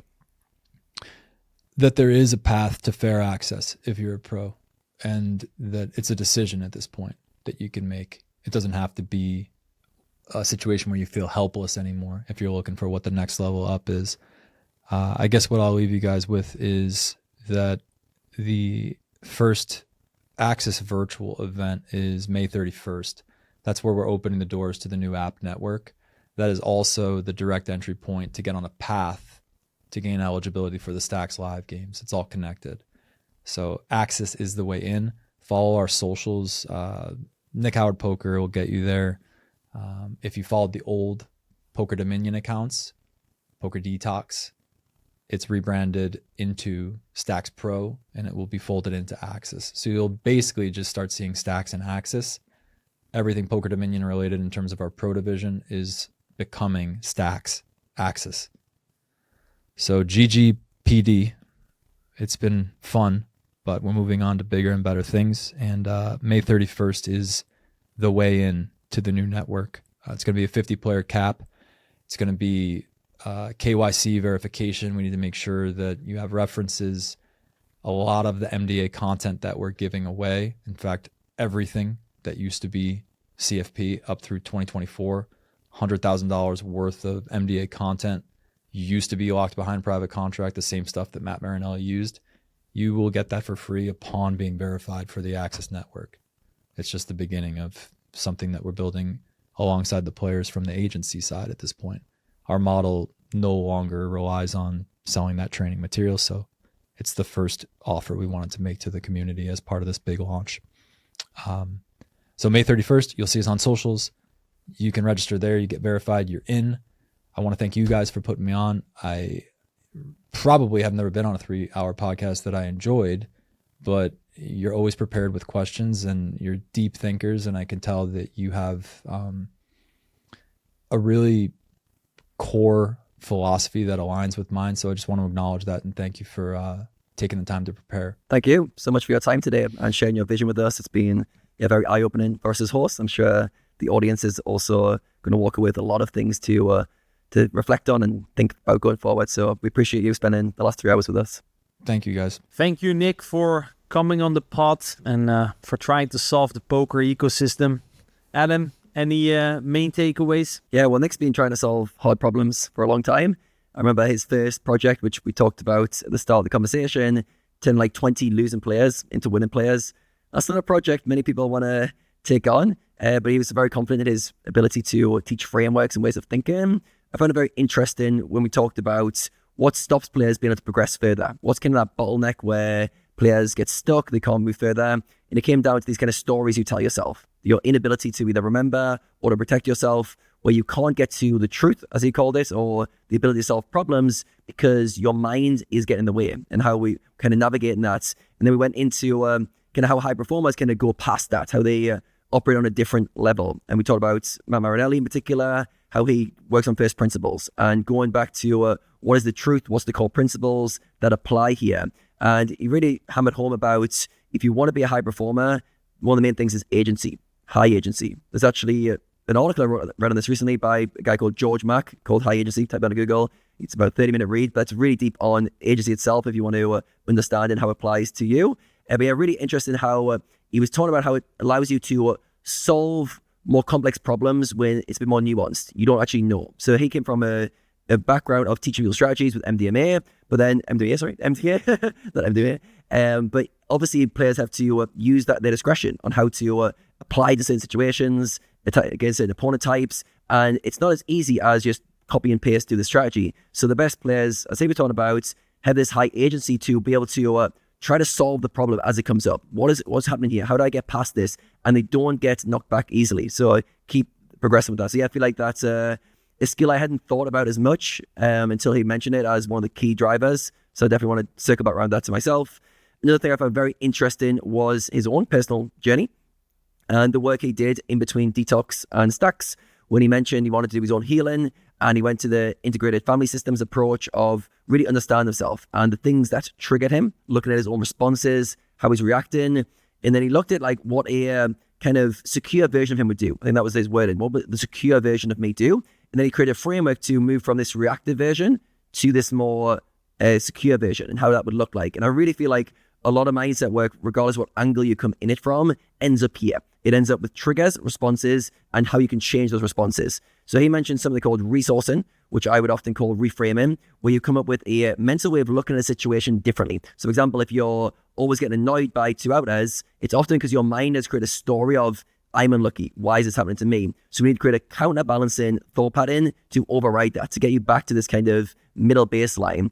And he also mentioned something interesting where he said, I think his wife told him this, the person who cares the most is the one who has the biggest reaction. And that's a very interesting one, because we can care about the outcome, we can care about our self-image, we can care about many things, but it's the one who's got the most attachment to a narrative. That's often what the caring is. So when we figure that, the triggers are often we care too much. So why does poker trigger you? You care too much about losing. You care too much about making mistakes. So we need to get that back in balance. It's not like we want to be robotic and not care, but it's like, where am I caring too much? Where am I like holding on with too much resistance? And I need to balance that. And I think I mentioned a lot of the work is, yes, you do the reframing. Yes, you try to kind of balance that mentally, but also at some point you need to accept. Acceptance is like kind of the higher level where you get to a point where, I'm okay with it. I don't need to fix it. And then when things happen, someone says something to you, a hand happens at the poker tables, you feel the same way internally, but now you accept it. That means you move on quicker. Still in same internal reaction, but now it doesn't create this long-term urge. And then the final thing was the whole conversation that we got to was making poker fun for recreationals. And I love that Nick is brave enough to take on this challenge of redesigning the ecosystem around that concept of how to make it a fun time for recreationals and how to redesign the whole game dynamics, because it's very easy to say that. We can all acknowledge that that's a good thing, but to try and solve that problem, to make the host of the games buy into it, to make the players buy into it, and get everybody on the same page with making games fun and the players still making good money, is not an easy problem to solve. It's a good thought experiment. Myself, I would have went, oh, that's interesting, and moved on, because I would have thought, how on earth to even begin that? So I'm really glad someone like Nick, who, as he mentioned, has background in the professional online world and professional players, and he also is now as an agency with kind of recreationals, trying to bridge that gap and bring a fun experience to poker. So yeah, René, I know you didn't have the best of time in Vegas, so hopefully with Nick's vision, poker can get more fun again for everyone. I mean, to be fair, I was probably also not the biggest contributor. Probably if he makes a list of 10 things online players do wrong, I'd probably also tick half of them. So I don't want to be here the one saying that, hey, I was on my best behavior. But at least from what I was aware of that I was doing, I was trying to actively be good for the game or fun for the game, right? Like I said, I do recall showing a couple of 7 deuces, which there was no 7 deuce game on. So hey, I think that's fun also. But the reason why I'm there, right? If we were talking about caring, the reason why I was there was also partly to have fun, right? I was not there to grind an hourly. So I guess, that's kind of the problem with a lot of the players. They go there to grind an hourly, right? They put their headphones on, but this is obviously not great for the recreationals game experience. If he's looking at a guy with his headphones on, that's not really a fun guy to talk to, right? So actually, that's what I will dive into. Behave at the tables, guys. We got the World Series coming up, online kids going there. Don't wear these headphones, right? Be interested in people around you. Maybe if you start asking what people do, you might get into some interesting conversation. I wrote up speed up your play. This is also one for me. No robot sizings was also one that I wrote down. Give action, calibrated action. You don't have to torch money. This was the good thing about side games, right? If you introduce side games, and the key to side games is curiosity. Curiosity is something that always comes back. I think I explained it as what makes poker fun is a puzzle to solve. So if you start looking at the new game that's being introduced and you try to figure out what the highest EV strategy would be, in a lot of situations, it's very appropriate to give a lot of action, right? So think about the EV of these situations, right? And that can be a win-win for everyone, which was actually one of the reasons why these carnival games were so popular. Think about strategy on a macro level, no longer on a micro level, right? We're no longer trying to play our hand the best way possible. Though we're trying to, if we go with macro, we're thinking about the sustainability of the ecosystem, right? That would be the most the most macro that we can go. Try to behave that's somewhere in the middle of micro and that macro example that I gave. All right. But actually, one of the reframes you talked about, I wrote this one down. This is why I have a bankroll. I really like that, right? He was looking for reassurances of where my edge comes from. And I wrote down that one specifically. If you get too outed or you keep losing money, to not have your mind spiral. That's why we have a bankroll, right? Just to get yourself stabilized again. I really like that one. We talked about that. We talked about, this was also one of his motivations for what he's currently doing. Whereas in the past with Detox, right, he saw a lot of edge in terms of, okay, how do you make more money? Well, you get better, right? You follow this MDA strategy, blah, blah, blah. He now said that we are coming to a point, which I partly agree on, not completely, but we come to a point where just focusing on the game technically is maybe no longer the fastest route to make a lot of money. Now, I don't actually think that's the problem per se. I think obviously it's harder to get an edge, or at least, no, I should reframe that. You can still get the same amount of edge, okay? Only where we start from nowadays, the baseline that most people have because of the content available is already higher, right? But if you look at, for example, Prodigy, that won the world champions, right? I think he was winning at 14 BB 100 over like 75k hands. And that's against the best of the best, okay? So this shows it's still possible. I think the biggest cap is the fact, where are the games that you're going to play, right? Especially with GG dying and privatizing his high stakes action, which is also pretty dead. There's just, even if you're very good, you still need games at a certain stake to convert this technical knowledge into actual money in your bank account. So I think that's actually more of the problem. I definitely still think improving technically is definitely a very good path forward if you want to make more money. The only problem is, in the online environment, are there enough big games to turn that knowledge into profit, right? But I do agree that technically, improving technically is only part of a skill set that makes a successful poker player, right? It's one of the reasons why, for example, me and Adam, when in our coaching program, we focus both on the mental game, on the performance side, on the soft skill side, on the technical side, on the managerial side, right? All these aspects that if you optimize in all areas, you will become a more successful poker player. I think I gave the example, right? Yeah, I mean, you're pretty good. And if you keep on focusing, okay, I want to get better technically. If that's the only thing you focus on, yeah, then at some point your return of investment, that's probably no longer where your study time should be, right? You know, maybe you should focus on another area if you want to make improvement. He also said that because of that, poker coaching, I think he said poker content, poker coaching, that's a little bit of downhill from there, unless it includes personal attention, guys.